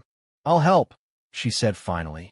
Not for you, not even for me, but because it's the right thing to do. For once in my life, I want to clean up a mess instead of creating one. The next morning, Harry's counteroffensive began in earnest. While Zoe and her team compiled the dossier on Warren's business history, Calvin Reeves used his access at Preston Media to gather evidence of Warren's direct involvement in the attacks on the merger. By mid-afternoon, they had accumulated a compelling case. Emails showing Warren's representatives coordinating with the concerned shareholders who had received the negative analysis packages, financial transfers linking his fund to the marketing consortium approaching Luminous Brands, and a damning message from Warren himself to a board member discussing the SEC complaint as a strategic delaying tactic. Harry reviewed the material with Phoebe, who had flown in from Chicago to provide legal oversight. Will it be enough, he asked, to prove criminal wrongdoing? Probably not. To convince the boards that Warren represents an existential threat to the merger and their companies? Absolutely. With the dossier complete, Harry scheduled emergency board meetings for both Nexus and Meridian the following morning. To ensure Warren couldn't mobilize his allies in advance, the agenda was listed simply as Merger Risk Assessment Update. That evening, as the final preparations were underway, Harry received an unexpected visitor at his apartment, Veronica. I could have sent a written statement, she said as he let her in, her discomfort evident. But some things need to be said in person. She looked both familiar and strange, standing in his living room. The same striking features he had once known better than his own, but somehow altered by the events of the past year. She seemed thinner, less polished than he remembered, but also more present, more authentic. I've prepared my statement about my father's approach, she said, handing him a document. It's comprehensive, and I'm willing to answer questions from the boards if needed. Thank you, Harry replied, genuinely appreciative. This will help significantly. An awkward silence fell between them, the weight of their shared history filling the space. I owe you an apology, Veronica said suddenly. Not just for the affair, but for what came after. The credit cards, the mortgage, the vicious divorce. I was out of control. Harry studied her, searching for the manipulation he'd come to expect, but finding instead what appeared to be genuine remorse. Why? He asked simply. It was the question that had haunted him for over a year. Veronica looked away, gathering her thoughts. The easy answer is the spending addiction. It's real. I've been in treatment, and it helped me understand how my brain works when it comes to money and purchases. But that's just the mechanism, not the why. She moved to the window, gazing out at the same Denver vista Harry had contemplated the night before. The truth is, I was drowning. In expectations, in appearances, in the life we'd built that never quite felt like mine. You were so focused on providing everything, on being the success story, that I became a supporting character in my own life. Harry felt a flicker of defensiveness but kept silent, letting her continue. Dexter noticed me when you stopped seeing me, she said softly. The affair wasn't about love, or even primarily about sex. It was about being seen, being the center of someone's attention again. The spending served the same purpose. Each purchase was a momentary feeling of control, of choice. She turned back to face him. None of that excuses what I did. The betrayal, the financial destruction, those were my choices, my failures. I told myself you deserved it, because you'd neglected me, but that was just justification for behavior I couldn't otherwise live with. Harry absorbed her words, finding in them a truth he hadn't been ready to hear until now. Their marriage had been broken long before he found her with Dexter. Broken partly by his absence, his prioritization of career over connection, his assumption that providing was the same as partnering. "I appreciate the apology," he said finally. "And there's truth in what you say about my role in the breakdown of our marriage. But the choices you made afterward." He shook his head. "Those nearly destroyed me." "I know," she acknowledged quietly. "And yet here you are, rebuilding something impressive from the ashes. Maybe that's the silver lining in all this mess. We're both finally becoming the people we should have been all along." As she prepared to leave, Veronica paused at the door. "For what it's worth, I hope you win tomorrow. Not just because my father deserves to be stopped, but because you've earned this second chance." After she left, Harry found himself in a reflective mood, the anger that had driven him for so long partially displaced by a complicated mixture of emotions. Lingering hurt, yes, but also a strange sense of closure, and beneath it all, the first tentative shoots of something that might eventually become forgiveness. The morning brought clarity and purpose. Harry arrived at Nexus headquarters early, reviewing the presentation one final time before the board meeting. Zoe, Bradley Price, and Phoebe Winters joined him for a last strategy session. Warren will be attending via video link, Price informed them. "He's in New York today. That could work to our advantage. Harder for him to control the room remotely. Or it could give him plausible deniability," Phoebe cautioned. "We need to be prepared for him to claim he's being misrepresented or that his representatives acted without his knowledge." The Nexus board meeting began at 9, with Meridian scheduled for 11 to allow Harry and his team to present to both. As the Nexus directors assembled in the boardroom, Harry noted the careful positioning of Warren's allies, strategically placed to intervene or object as needed. "Good morning," Harry began once everyone was seated. "Today's update concerns significant risks to the pending merger that have recently come to light. These are not operational or financial risks in the conventional sense, but governance and integrity risks that threaten the fundamental value proposition of the transaction." With clinical precision, Harry laid out the evidence they had compiled, Warren's history of similar maneuvers with other companies, the coordinated attacks on client relationships, the manufactured shareholder concerns, and finally, the SEC complaint that appeared timed specifically to delay the merger past its termination date. The room grew increasingly tense as the presentation progressed. Warren's representatives shifted uncomfortably, while other board members looked alarmed at the pattern emerging.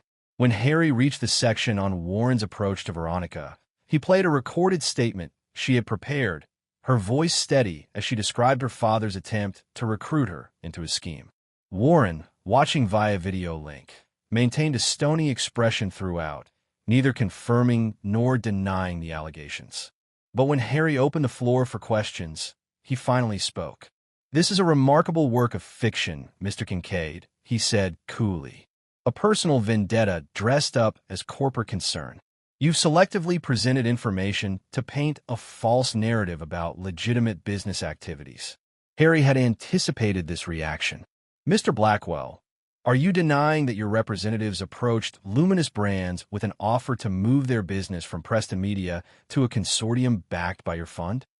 "Business competition is not a conspiracy," Warren replied smoothly. "Alternative proposals to potential clients happen every day." "And the SEC complaint?" Harry pressed. "The timing is merely coincidental." "I have no knowledge of any whistleblower complaint," Warren insisted. "Though if one exists, the board should take it seriously rather than assuming it's part of some elaborate plot." Harry nodded to Zoe, who activated the final slide. An email from Warren to one of his fund managers, dated 3 weeks earlier, that explicitly discussed using regulatory delays to push the merger past its termination date. Warren's expression didn't change, but muscle twitched in his jaw. "Where did you obtain that document?" he demanded. "It appears to be fabricated or taken out of context." "It was provided by a source within the regulatory process," Harry replied. The careful wording suggested by Phoebe to avoid revealing Calvin Reeves as the actual source. "And it's been authenticated by independent experts." For the next hour, the board engaged in intense discussion, with Warren's allies attempting to minimize the significance of the evidence, while other directors expressed increasing concern about the pattern it revealed. Harry and his team answer questions, providing additional details that reinforce their central thesis, that Warren Blackwell intended not to support the merger, but to manipulate it for his own benefit at the expense of other shareholders. By the time the meeting concluded, the mood in the room had shifted decisively. The board voted to establish a special committee to review Warren's role in the merger process and to implement additional governance safeguards against the tactics identified in the presentation. The Meridian board meeting that followed produced similar results, with Dexter Calloway skillfully managing the presentation in Harry's absence during the early portions. When Harry arrived to address questions, he found the Meridian directors even more alarmed than their Nexus counterparts, particularly about Warren's apparent intent to dismantle significant portions of both companies after gaining control. By early afternoon, the counteroffensive had achieved its primary objective. Both boards had voted to proceed with the merger as structured, with additional protections against the specific threats Warren posed. More significantly, they had restricted Warren's fund from increasing its position in either company pending completion of the special committee reviews. Warren's immediate response was understated but ominous. "This isn't over," he told Harry in a brief phone call after the Meridian meeting. "You've won a battle, not the war." "There doesn't need to be a war," Harry replied. "The merger as structured benefits all shareholders, including your fund. The only scenario where you lose is if your goal was always to break apart these companies." Warren's laugh was cold. "Always so naive, Harrison. Business isn't about building. It's about extracting maximum value. Sometimes that requires creative destruction." "Not this time," Harry said firmly. "Not these companies." The weeks that followed brought continued skirmishes as Warren tested the new defenses around the merger. He launched a public relations campaign questioning the governance structure, attempted to rally other institutional investors to oppose the deal, and even filed a lawsuit challenging the board's decisions to restrict his fund's activities. But with his true agenda exposed and both companies now fully aligned against him, these efforts gained little traction. By early August, with the shareholder votes approaching, Warren faced a choice: continue a losing battle or salvage what advantage he could from the situation. On a sweltering August afternoon, Harry received an unexpected meeting request from Warren's representatives. The proposed location was neutral ground, a private dining room at a downtown Denver restaurant, and the agenda simply listed merger discussion. After consulting with Bradley Price and Dexter Calloway, Harry agreed to the meeting, curious what Warren might offer at this late stage. Warren Blackwell arrived alone, impeccably dressed despite the summer heat, his silver hair perfectly styled and his expression revealing nothing. "Thank you for meeting me," he said as they sat across from each other at the small table. "I was intrigued by the request," Harry replied neutrally. Warren studied him for a moment. "You played this well, I'll give you that. Better than I anticipated. The personal connection gave you an edge I underestimated." "It wasn't personal," Harry countered. "It was about protecting the companies and the merger." Warren's smile was knowing. "Everything is personal, Harrison. Business, politics, even art. All ultimately expressions of personal will and desire. You wanted to beat me because of Veronica, because of what you perceived as my role in your downfall. And you wanted to break apart 3 companies because—" Harry let the question hang. "Because that's where the maximum value lies," Warren replied simply. "The sum of the parts is worth more than the whole. A basic principle of financial engineering. At the cost of thousands of jobs and years of potential growth." Warren waved a dismissive hand. "Creative destruction. The market reallocates resources more efficiently than sentiment." The fundamental difference in their worldviews could not have been clearer. To Warren, businesses were merely collections of assets to be reconfigured for maximum short-term return. To Harry, they were living entities with potential that extended far beyond the next quarterly report. "I assume you didn't request this meeting to debate business philosophy," Harry said, steering the conversation back to practicalities. "No," Warren acknowledged. "I'm here to propose a compromise. My fund will support the merger as structured, with no further opposition, in exchange for two concessions. Harry raised an eyebrow questioningly. First, a guaranteed seat on the holding company's executive committee for my representative, Warren continued. Not me personally. I have no interest in operational involvement, but someone who will ensure our investment is properly considered in strategic decisions. And the second concession? Harry asked, suspecting he knew what was coming. You step aside as CEO of the merged entity, Warren said bluntly. Callaway as well. New leadership, untainted by the recent unpleasantness. Harry had indeed anticipated this demand.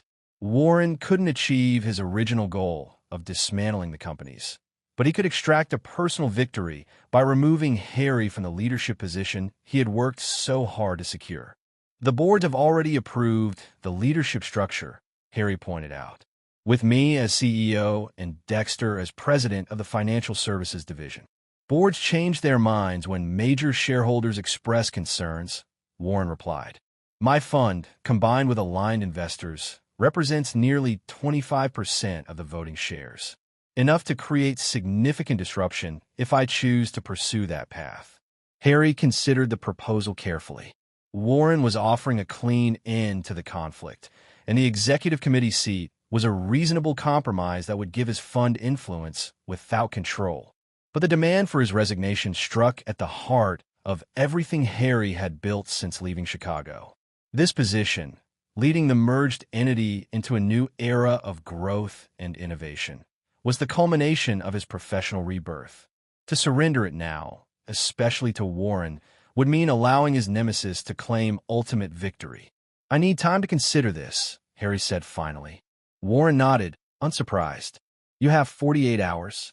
After that, I proceed with my alternative strategy, a public campaign against a merger that will, at minimum, delay the shareholder votes past the termination date.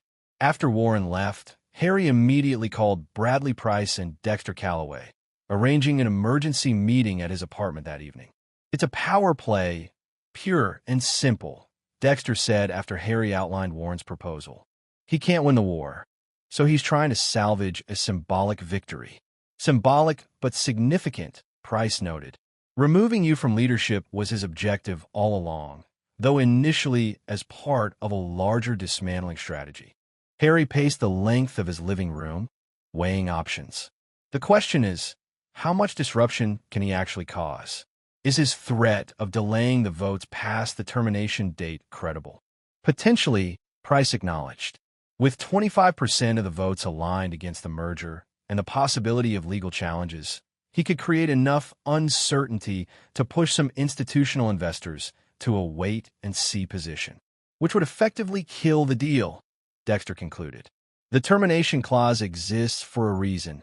Too much delay increases execution risk. Harry stopped pacing, his decision crystallizing. I'm not stepping down. We've come too far, built too much, to surrender now.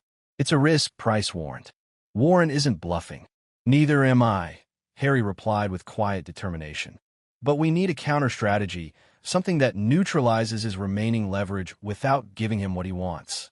For the next several hours, they brainstormed approaches, each seeming to have fatal flaws, until Dexter mentioned an obscure provision in Meridian's corporate bylaws. It's rarely invoked, he explained, but there's a mechanism for significant shareholders to call an emergency shareholder meeting prior to scheduled votes if they can demonstrate potential material harm to the company. Harry's interest was immediately piqued. Could we use that to force an earlier vote on the merger? Possibly, Dexter said thoughtfully. We need to demonstrate that delay itself constitutes material harm, perhaps through client contract renewals that depend on certainty about the merged entity structure. And we'd need significant shareholders to initiate the process, Price added. Like the employee pension fund that owns 8% of Meridian, Harry suggested. The same employees whose jobs will be threatened by Warren's dismantling strategy? A slow smile spread across Dexter's face. That could work. The pension fund trustees are elected by employees. If they understood the threat Warren poses, then we accelerate rather than delay, Harry concluded. Force the vote before Warren can fully mobilize his opposition campaign. The counter-strategy took shape rapidly. While Dexter worked with the Meridian Employee Pension Fund to initiate the emergency shareholder meeting, Harry and Price approached Nexus's institutional investors with concrete evidence of the benefits the merger would deliver and the specific threats Warren's opposition posed to those benefits. They also took one additional step, releasing selected portions of the dossier on Warren's past predatory tactics to financial journalists who had been covering the merger story, not as a direct attack, but as background information that helped contextualize the current situation. The resulting articles didn't explicitly accuse Warren of wrongdoing, but painted a concerning picture of his investment patterns and raised questions about his true objectives in the current merger situation. Warren's response was swift and furious. "You've made this personal," he growled during a phone call to Harry the morning after the first article appeared. "Our deal is off the table. Now I'll make sure neither you nor Callaway have careers when this is over." "There was never going to be a deal where I stepped aside," Harry replied calmly. "And as for making it personal, you did that when you tried to use your own daughter against me." The next 2 weeks saw an escalation in tactics on both sides. Warren launched his Promise Public campaign against the merger, complete with full-page newspaper ads questioning the financial projections and governance structure. Harry countered with a series of investor presentations that provided transparent, detailed breakdowns of the projected synergies and growth opportunities. The crucial break came when the Meridian Employee Pension Fund successfully petitioned for an emergency shareholder meeting, accelerating the merger vote by 3 weeks, well before Warren had expected to face a decision point. With the vote now scheduled for late August instead of mid-September, Warren found himself fighting a compressed timeline with institutional investors increasingly skeptical of his motives. The articles about his past investment tactics had raised red flags, and his aggressive opposition campaign was starting to look less like principled concern and more like a personal vendetta. 3 days before the shareholder meetings, Harry received an unexpected visitor at his office, Veronica. "You look surprised to see me," she observed as she took a seat across from his desk. "I am," Harry admitted. "I thought you'd be staying clear of this conflict." Veronica shook her head. "That's not an option anymore. My father has escalated beyond business tactics. He's now threatening to expose details about my personal issues if I don't publicly support his position on the merger." Harry felt a surge of disgust. "He'd use your struggles with addiction against you?" "In a heartbeat," Veronica confirmed bitterly. "Family loyalty only flows one direction with Warren Blackwell." "What are you going to do?" Harry asked, genuinely concerned despite their complicated history. Veronica met his gaze directly. "I'm going to speak at both shareholder meetings. Not for you, not for Dexter, but for the truth. My father is willing to destroy companies and lives to get his way. The shareholders deserve to know exactly who they're dealing with."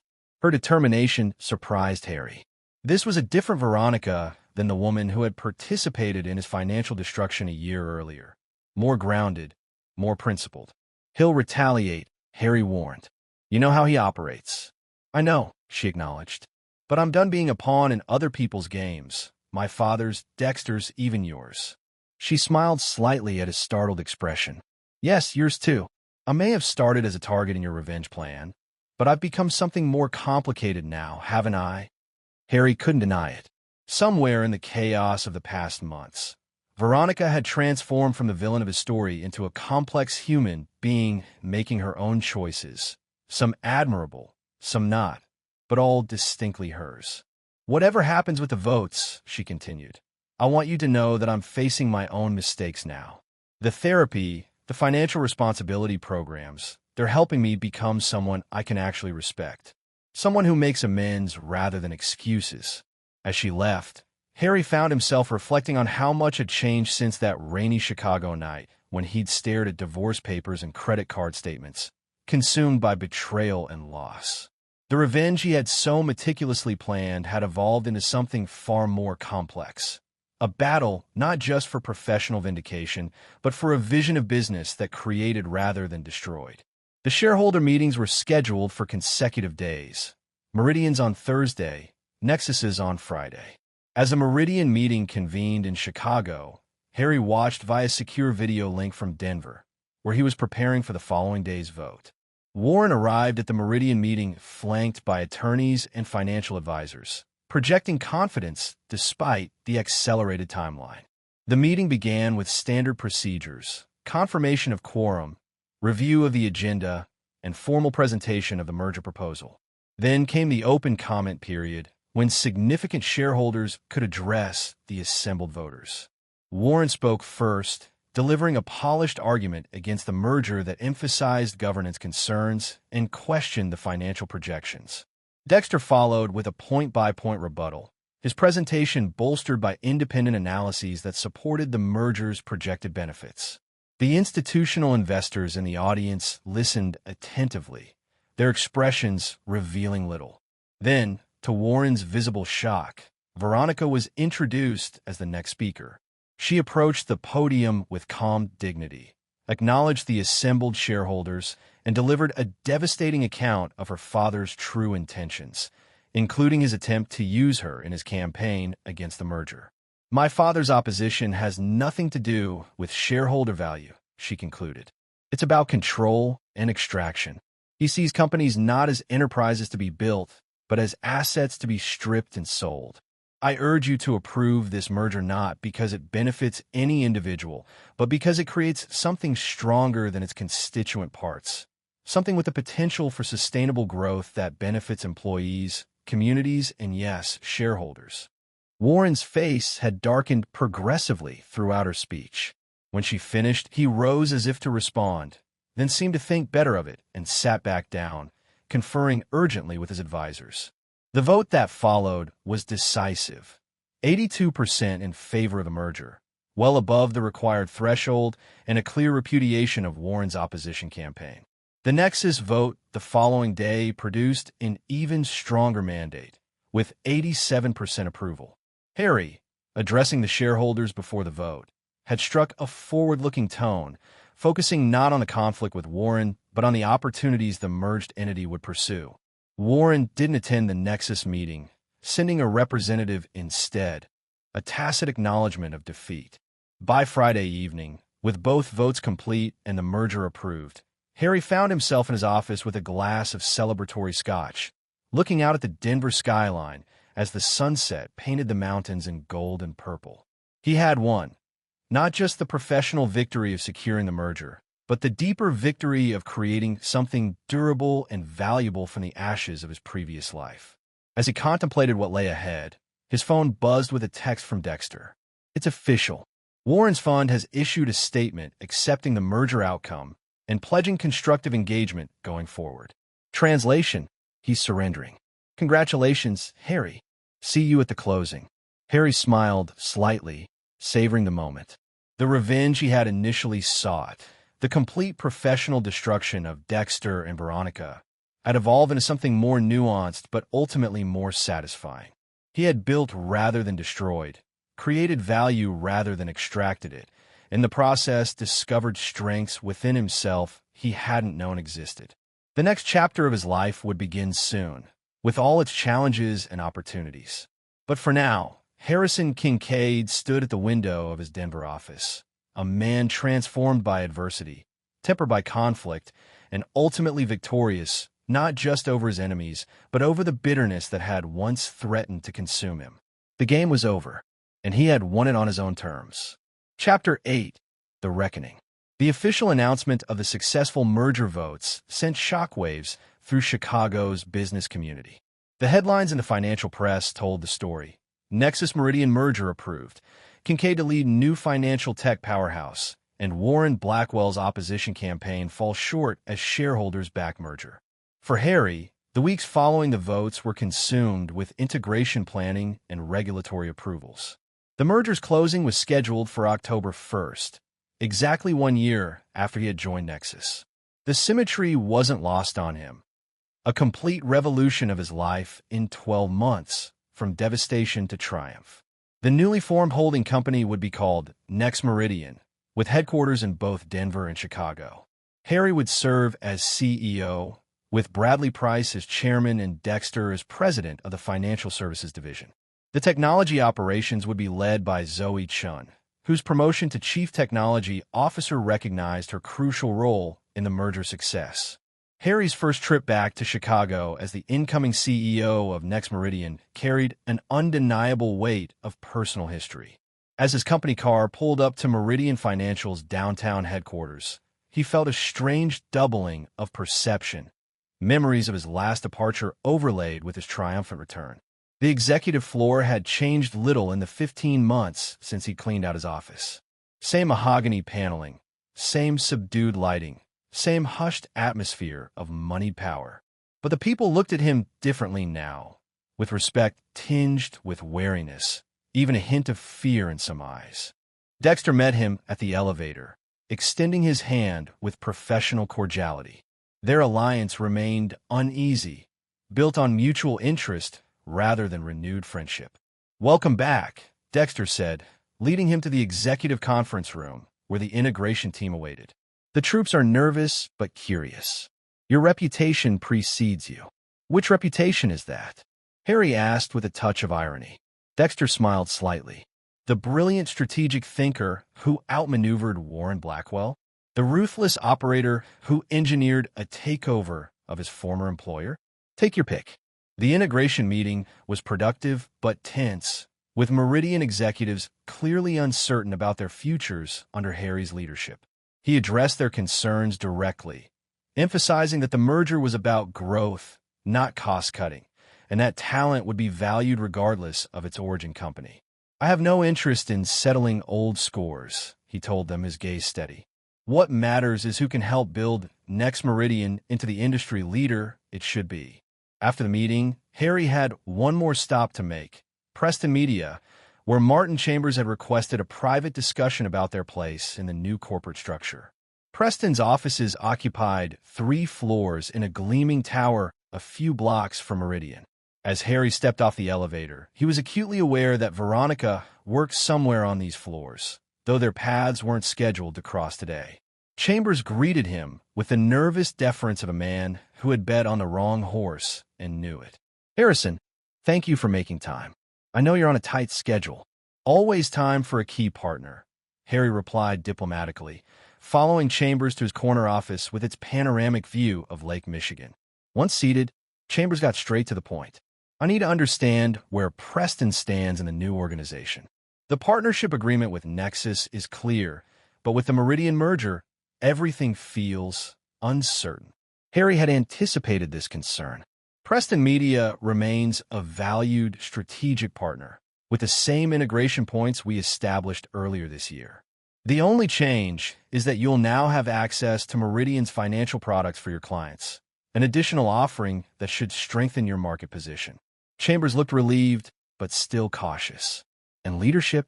There have been rumors about your position?" Harry finished for him.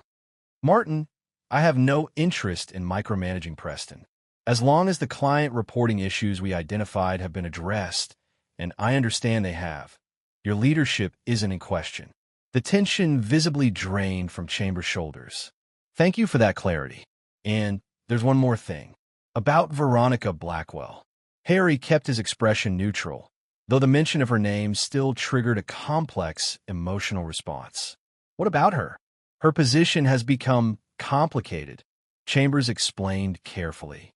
"Her work has improved significantly since she returned from her leave of absence. But her father's campaign against the merger, and especially her public opposition to him, has created awkward client dynamics. Some are uncomfortable working with her given the family drama." Harry considered this information. He had anticipated that Veronica might face professional consequences for her stand against Warren, but hadn't planned to intervene either way. "What are you proposing?" he asked. Chambers hesitated. "I'm not sure, honestly. Letting her go seems harsh given her recent improvements and her role in supporting the merger. But keeping her in client-facing positions may be untenable." Harry made a decision that surprised even himself. "Move her to the innovation team working on the Nexus integration. It leverages her creative skills without the client complications, and it keeps her connected to the merger's success." Chambers looked startled. "You want her involved in the integration?" "I want the best talent where it can add the most value," Harry replied evenly. Personal history aside, Veronica understands both corporate cultures and has proven creative abilities. The innovation team needs that perspective. After leaving Preston, Harry had his driver take him past his old neighborhood, the luxury high-rise on Lakeshore Drive, where he and Veronica had shared the penthouse apartment. He didn't ask to stop, merely gazed up at the building as they passed, acknowledging the life that had ended there without feeling its gravitational pull. His final meeting in Chicago was with Phoebe Winters, who had remained a trusted ally throughout the past tumultuous year. "So," she said as they settled into a corner table at their usual breakfast spot, though it was now late afternoon, "the conquering hero returns. How does it feel?" Harry considered the question seriously. "Different than I expected. Less triumphant, maybe more complex." Phoebe nodded, understanding. "Because it stopped being about revenge somewhere along the way?" "Yes," Harry acknowledged. "Or at least, not solely about revenge. At some point, building something new became more important than destroying what was old." "That's growth," Phoebe observed. "Though I have to admit, when you first came to me with this plan to use Nexus as a vehicle for taking down Dexter and Veronica, I had my doubts." Harry smiled ruefully. "You were right, too. It was partly insanity driven by pain. And yet here you are, CEO of a merged entity that includes your former employer, with your ex-wife's company as a strategic partner and your former best friend reporting to you." Phoebe raised her coffee cup in a toast. "Revenge or not, it's an impressive outcome." With unexpected complications, Harry added, "I never planned to work with Dexter again, let alone have Veronica involved in merger integration." Phoebe studied him with the perceptive gaze that had made her such an effective attorney. "Do you regret it? The shift from destruction to creation?" "No," Harry said without hesitation. "What I'm building now is more meaningful than what I'd planned to destroy. And maybe that's the real victory, not over them, but over what they did to me. The debt, the betrayal, the professional sabotage, none of it defined me in the end." That evening, as Harry prepared to fly back to Denver, he received a text from Veronica. "Chambers told me about the innovation team assignment. Not sure if it was mercy or punishment, but either way, I'll make the most of it. Good luck with the closing." Harry typed a reply before he could overthink it. Neither mercy nor punishment. Just business, right talent, right role. Make it count. On the flight back to Denver, Harry reviewed the journey that had brought him to this point. The pain that had driven him from Chicago had been transformed, not erased. The betrayal still mattered, but it no longer defined him. What defined him now were the choices he'd made since. To build rather than destroy, to lead rather than avenge, to create a future rather than dwell in the past. Warren Blackwell had made one final attempt to disrupt the merger, filing a lawsuit challenging the emergency shareholder meetings as procedurally improper. But with both votes so decisively in favor, the courts had refused to issue an injunction, and Warren had ultimately withdrawn the suit rather than face a humiliating legal defeat to add to a shareholder rebuke. Veronica had paid a price for opposing her father. Warren had cut her off completely, financially, emotionally, even instructing family members not to communicate with her. The gossip in Chicago's social circles had been brutal, painting her as both a failed wife and a disloyal daughter.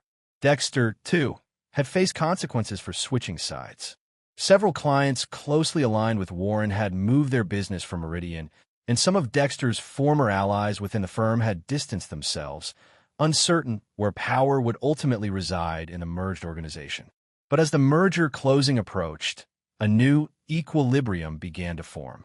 Those who had bet against Harry, who had written him off after the divorce as a broken man whose career was finished, now scrambled to realign themselves with the ascending power. Invitations arrived daily to speak at conferences, to join prestigious boards, to attend exclusive social functions. Harry accepted some, declined others, always with the same internal reminder: none of this validated him. His worth didn't come from external recognition or power over others. It came from what he built, what he created, the value he brought into the world. The merger closing ceremony took place on a perfect autumn day, with the aspen trees in the Colorado foothills turning gold against the evergreen backdrop. The event was held at Nexus headquarters, with key executives and board members from both companies in attendance. Harry, standing at the podium to address the assembled leaders after the final documents were signed, felt a moment of genuine pride unmixed with vindictiveness. Today marks not an ending, but a beginning, he told them. Next Meridian represents a new model of financial technology integration, one that creates value through collaboration rather than extraction. The path here wasn't always smooth, but the destination is worth the journey. As champagne was poured and congratulations exchanged, Harry found himself in a quiet moment with Bradley Price, the man who had taken a chance on him when his professional reputation was at its lowest. "You exceeded all expectations," Price told him, genuine admiration in his voice. "When Josephine first suggested you for the CFO role, I was skeptical. A banker from Chicago with a messy divorce and departure from his firm? It seemed risky." "It was," Harry acknowledged. "For both of us." Price shook his head. "The risk was mine. You had nothing left to lose. But you didn't just rebuild your own career. You transformed Nexus in the process." He raised his glass, to proving conventional wisdom wrong. Later that evening, as the celebration continued, Harry stepped outside onto the headquarters terrace, needing a moment of solitude to process the culmination of the year's events. The Denver skyline glittered against the darkening eastern sky, while the mountains to the west were silhouetted against the last orange glow of sunset. He was surprised when Dexter joined him, also seemingly seeking a break from the festivities. "Hell of a year," Dexter commented, leaning against the railing beside Harry. "That's one way to put it," Harry agreed. A comfortable silence fell between them. Not friendship, exactly, but a wary respect that might, in time, evolve into something more positive than their current détente. "For what it's worth," Dexter said finally, "I think you've built something important here. Something that matters beyond the balance sheet." Harry glanced at him, surprised by the sincerity in his tone. "We'll see," he replied. "The real work begins tomorrow." As Dexter nodded and returned inside, Harry remained on the terrace, contemplating the view and the journey. The revenge he had initially sought had transformed into something far more meaningful. A second chance not just at professional success, but at defining himself on his own terms. Harrison Kincaid, the broken man who had left Chicago with nothing but debts and betrayal, no longer existed. In his place stood the CEO of Next Meridian, a man who had learned that true power came not from destroying enemies, but from creating something they couldn't ignore or diminish. The reckoning was complete, and it had ended not with destruction, but with transformation of companies, of relationships, and most significantly, of himself. Chapter 9. The Resolution. 6 months after the merger closing, Next Meridian had exceeded even the most optimistic financial projections. The integration had proceeded smoothly, with the complementary strengths of both companies creating new opportunities that neither could have pursued alone. Harry, settling into his role as CEO, had established a leadership style that balanced strategic vision with operational discipline. The headquarters split between Denver and Chicago symbolized the merger's approach, maintaining the strengths of both organizations while creating something greater than the sum of its parts. On a crisp spring morning, Harry arrived at the Chicago offices for the quarterly leadership summit. The transition from visitor to leader was now complete. The executive suite had been redesigned to reflect the merged company's identity, and the staff greeted him with the comfortable respect of a team that had found its rhythm. Zoe Chun, who had relocated to Chicago to oversee the technology integration, met him with a tablet displaying the latest performance metrics. "We're outperforming the integration targets by 12%. She reported as they walked toward the conference room. "And client retention is at 97%, well above the industry standard for post-merger periods." Harry nodded approvingly. "The Preston Media integration?" "On schedule," Zoe confirmed.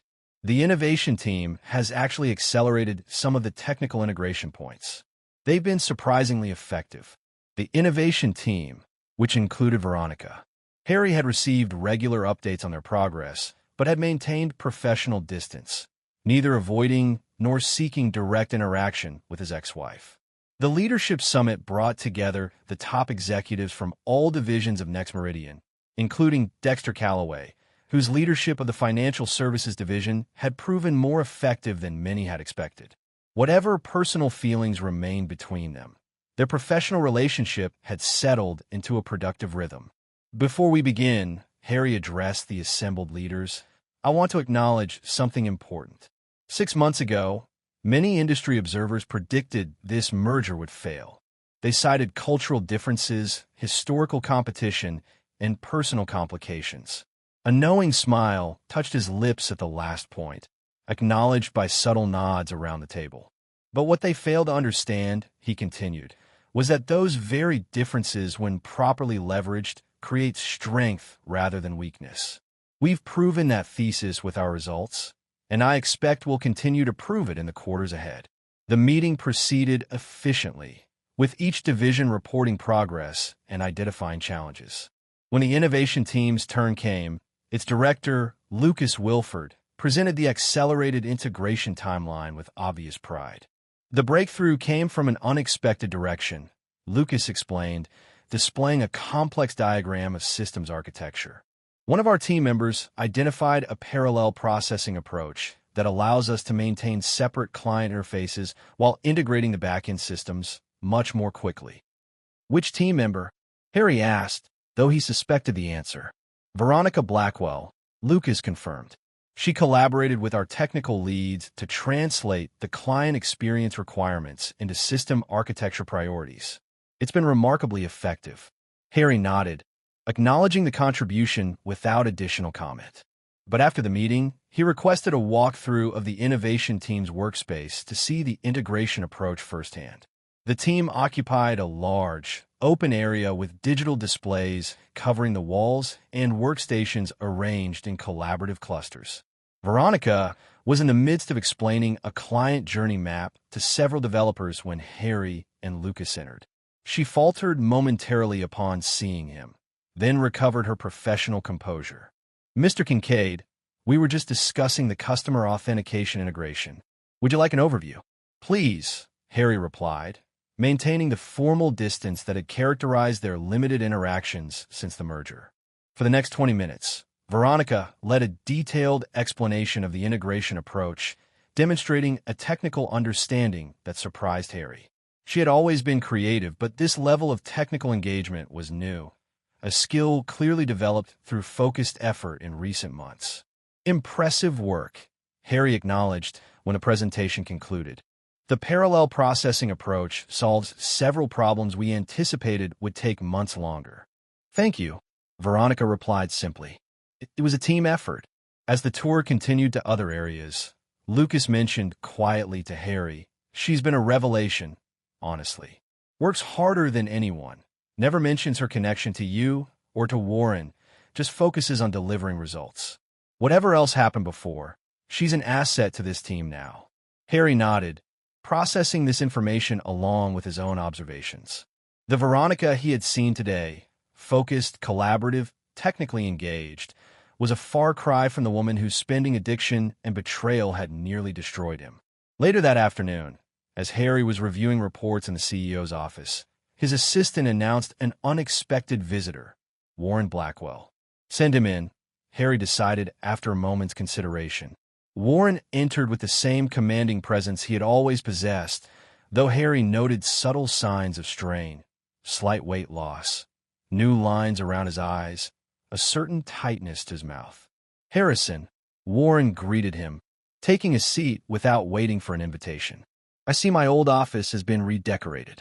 The view remains excellent, however. What can I do for you, Warren? Harry asked directly, not interested in verbal sparring. Warren studied him with calculating eyes. I've come with a proposition. My fund is interested in divesting its Next Meridian holdings, all of them, in a single transaction. Before taking them to the open market, I thought I'd offer you right of first refusal. Harry kept his expression neutral despite his surprise. Warren selling his entire position represented a significant shift in strategy and a tacit admission of defeat in their long-running conflict. Why now? Harry asked. The company is performing well. Most analysts project continued growth. Let's call it a rebalancing of priorities, Warren replied smoothly. My fund is exploring opportunities in other sectors. Harry didn't believe that for a moment. Something else was driving this decision, something Warren wasn't acknowledging. And this has nothing to do with Veronica's role in the innovation team. Harry suggested, watching carefully for the reaction. A flicker of something, anger, perhaps, or pain, crossed Warren's face before he mastered it. My daughter made her choices, he said coldly. Her involvement with this company is irrelevant to my investment decisions. But Harry had seen the momentary vulnerability and understood its significance. Despite his ruthlessness in business, Warren had been genuinely hurt by Veronica's public stand against him. The estrangement between them was taking a toll that the older man refused to acknowledge openly. I'll have our team evaluate the offering, Harry said, returning to business. Current market value, no premium. Warren's mouth tightened. The block size alone warrants a premium. 5% above market. 2%, Harry countered. And a non-disparagement agreement covering all parties. A calculating look entered Warren's eyes. Including Veronica? Especially Veronica, Harry confirmed. No more attempts to undermine her professionally or personally. Whatever issues exist between you remain private matters. Warren considered this, then nodded once. Acceptable. My lawyers will draft the agreements. After Warren left, Harry sat motionless for several minutes, absorbing the significance of this development. Warren's exit would remove the last major point of tension in the merged company's ownership structure. It represented the final resolution of the conflict that had begun with Harry's discovery of Veronica and Dexter's betrayal nearly 2 years earlier. That evening, Harry had dinner with Phoebe Winters, who had recently been appointed Next Meridian's general counsel, a role that recognized her crucial contributions to the merger's success. Warren's selling his entire position, Harry told her as they settled into their meals at a quiet restaurant overlooking the Chicago River. We're buying it back at a minimal premium. Phoebe's eyebrows rose in surprise. That's unexpected. I thought he'd maintain a position just to keep a foot in the door and to irritate you. I think the Veronica situation affected him more than he'll admit, Harry replied. Having his daughter not just refuse to help him, but actively oppose him, that cut deeper than he expected. And what about you? Phoebe asked perceptively. How do you feel about Veronica now? I notice you assigned her to the innovation team, rather than letting Chambers edge her out. Harry considered the question carefully. I don't know, he admitted finally. The anger isn't gone, but it's muted. Seeing her channel her creative energy into productive work instead of destructive spending. Watching her stand up to Warren, even knowing the personal cost. It doesn't erase what happened, but complicates the narrative. Humans are complicated, Phoebe observed. Rarely all good or all bad, even those who hurt us the most. The next morning, Harry had an early breakfast meeting with Dexter at a small cafe near the office. These one-on-one sessions had become a regular occurrence. Professional necessity evolving into something that, while not friendship, at least approached mutual respect. Warren's selling his position. Harry informed him as they reviewed the financial services division's quarterly projections. We're buying it back. The agreements should be finalized by the end of the week. Dexter looked up from the reports, genuinely surprised. That's a major strategic shift for him. Any idea what triggered it? Veronica, Harry replied simply. At least partly. The public rejection by his daughter cut deeper than his pride can acknowledge. Dexter nodded slowly. She's paid a high price for standing against him. Not just financially, but socially. Chicago's old money circles have mostly sided with Warren, not because they believe he's right, but because that's how their world works. Loyalty above all, especially to family patriarchs. The insight into Veronica's current social situation was new to Harry. He'd been aware of the financial consequences. Warren had indeed cut her off completely, but had given little thought to the broader social implications of her stand. She seems focused on the work, Harry observed neutrally. She is, Dexter confirmed. But it's been a difficult adjustment. From socialite with unlimited resources to innovation team member living on a corporate salary. He hesitated, then added, We're not together anymore, if you were wondering. Haven't been since before the merger vote. Harry had suspected as much, but hadn't asked. Professional complications? He inquired, keeping his tone casual. Partly, Dexter acknowledged, but mostly recognition that what brought us together wasn't a foundation for anything lasting. Mutual unhappiness, opportunity, forbidden attraction. None of that sustains a relationship once the circumstances change. After the meeting, Harry found himself walking through the innovation team's workspace again, this time unannounced. The team was in the midst of a problem-solving session, with Veronica leading a discussion at a whiteboard covered in diagrams and annotations. She noticed him hovering at the periphery and, after concluding her point, excused herself to approach him. 2 visits in 2 days, she observed. Should the team be worried? Not at all, Harry assured her. The progress reports are impressive. I wanted to see more of the authentication solution you presented yesterday. Veronica looked skeptical, but led him to a quieter area with a digital display where she could demonstrate the system in more detail. As she walked him through the technical components, Harry studied her with new awareness. The Veronica before him, now, was noticeably different from the woman he had married. Not just physically, though she had lost the unhealthy thinness of her addiction days and gained a healthier glow, but in her manner and focus. She spoke with passion about solving real problems rather than creating perfect appearances. Your father came to see me yesterday, Harry said when the technical explanation concluded. He's selling his position in Next Meridian. Veronica stilled, absorbing this information. All of it. The entire stake, Harry confirmed. We're buying it back. A complex mixture of emotions crossed her face. Sadness, resignation, perhaps a hint of relief. I'm not surprised, she said finally. Holding a position in a company where his daughter publicly opposed him was probably too much for his pride. It's a positive development for the company, Harry noted. Removes a potential source of ongoing conflict. Veronica nodded agreement, then hesitated before asking, How is he? Did he seem okay? The question revealed a vulnerability that caught Harry off guard. After everything Warren had done, she still cared about his well-being. It was a reminder of the complexity of family bonds, even damaged ones. He seemed like himself, Harry replied carefully. Perhaps a bit more strained than usual, but essentially unchanged. Veronica nodded again, accepting this assessment. Thank you for telling me. And thank you for the innovation team assignment. It's been challenging in the best way. As Harry returned to his office, he found himself reflecting on how completely his understanding of Veronica had evolved.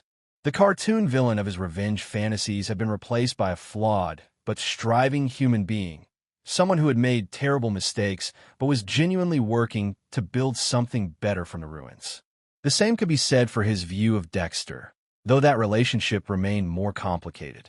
The betrayal had cut deeper given their friendship, and the professional competition added layers of complexity that didn't exist with Veronica. Yet even there, Harry recognized growth. In himself, as much as in Dexter.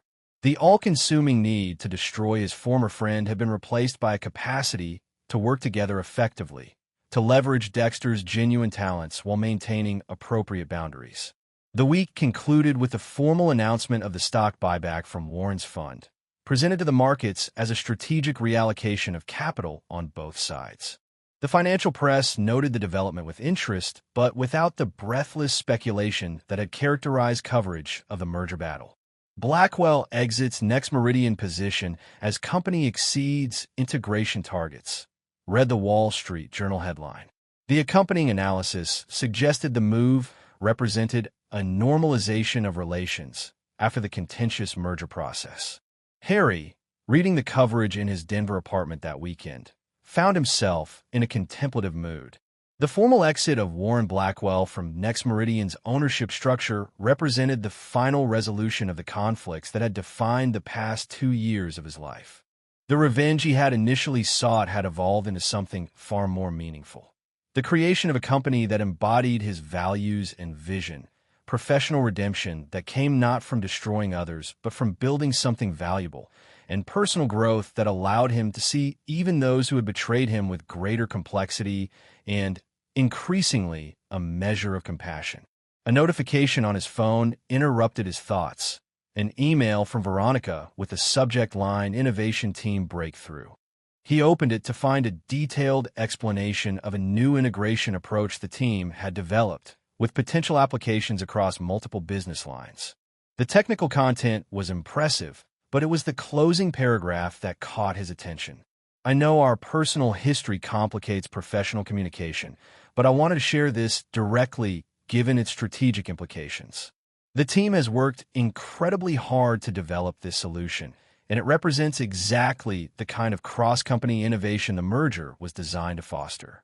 Whatever else has happened between us, I'm proud to be part of building something meaningful here." Harry found himself typing a reply before fully considering the implications. The solution looks promising. Schedule a formal presentation for the executive committee next week. And for what it's worth, I'm glad you're finding meaning in the work. Building is always more satisfying than destroying. A lesson I've learned these past 2 years as well. As he sent the message, Harry realized it represented yet another step in the long, complicated process of moving forward.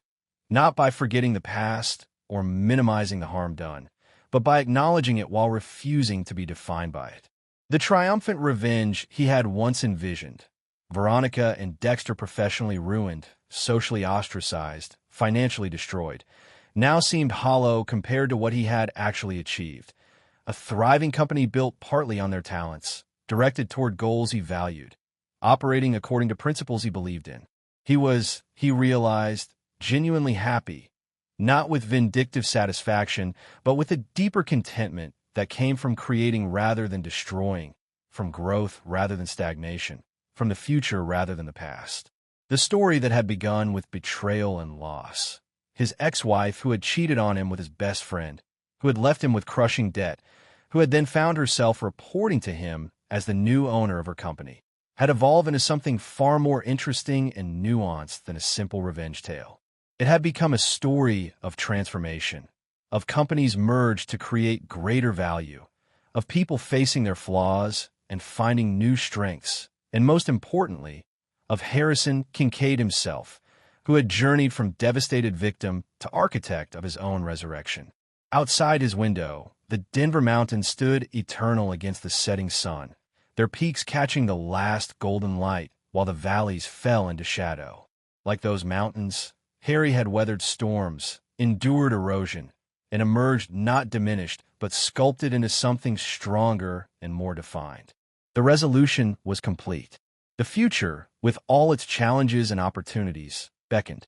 And Harrison Kincaid stepped toward it not as a man defined by past betrayals, but as the creator of his own destiny, scarred but stronger, tested but triumphant, and finally, irrevocably free.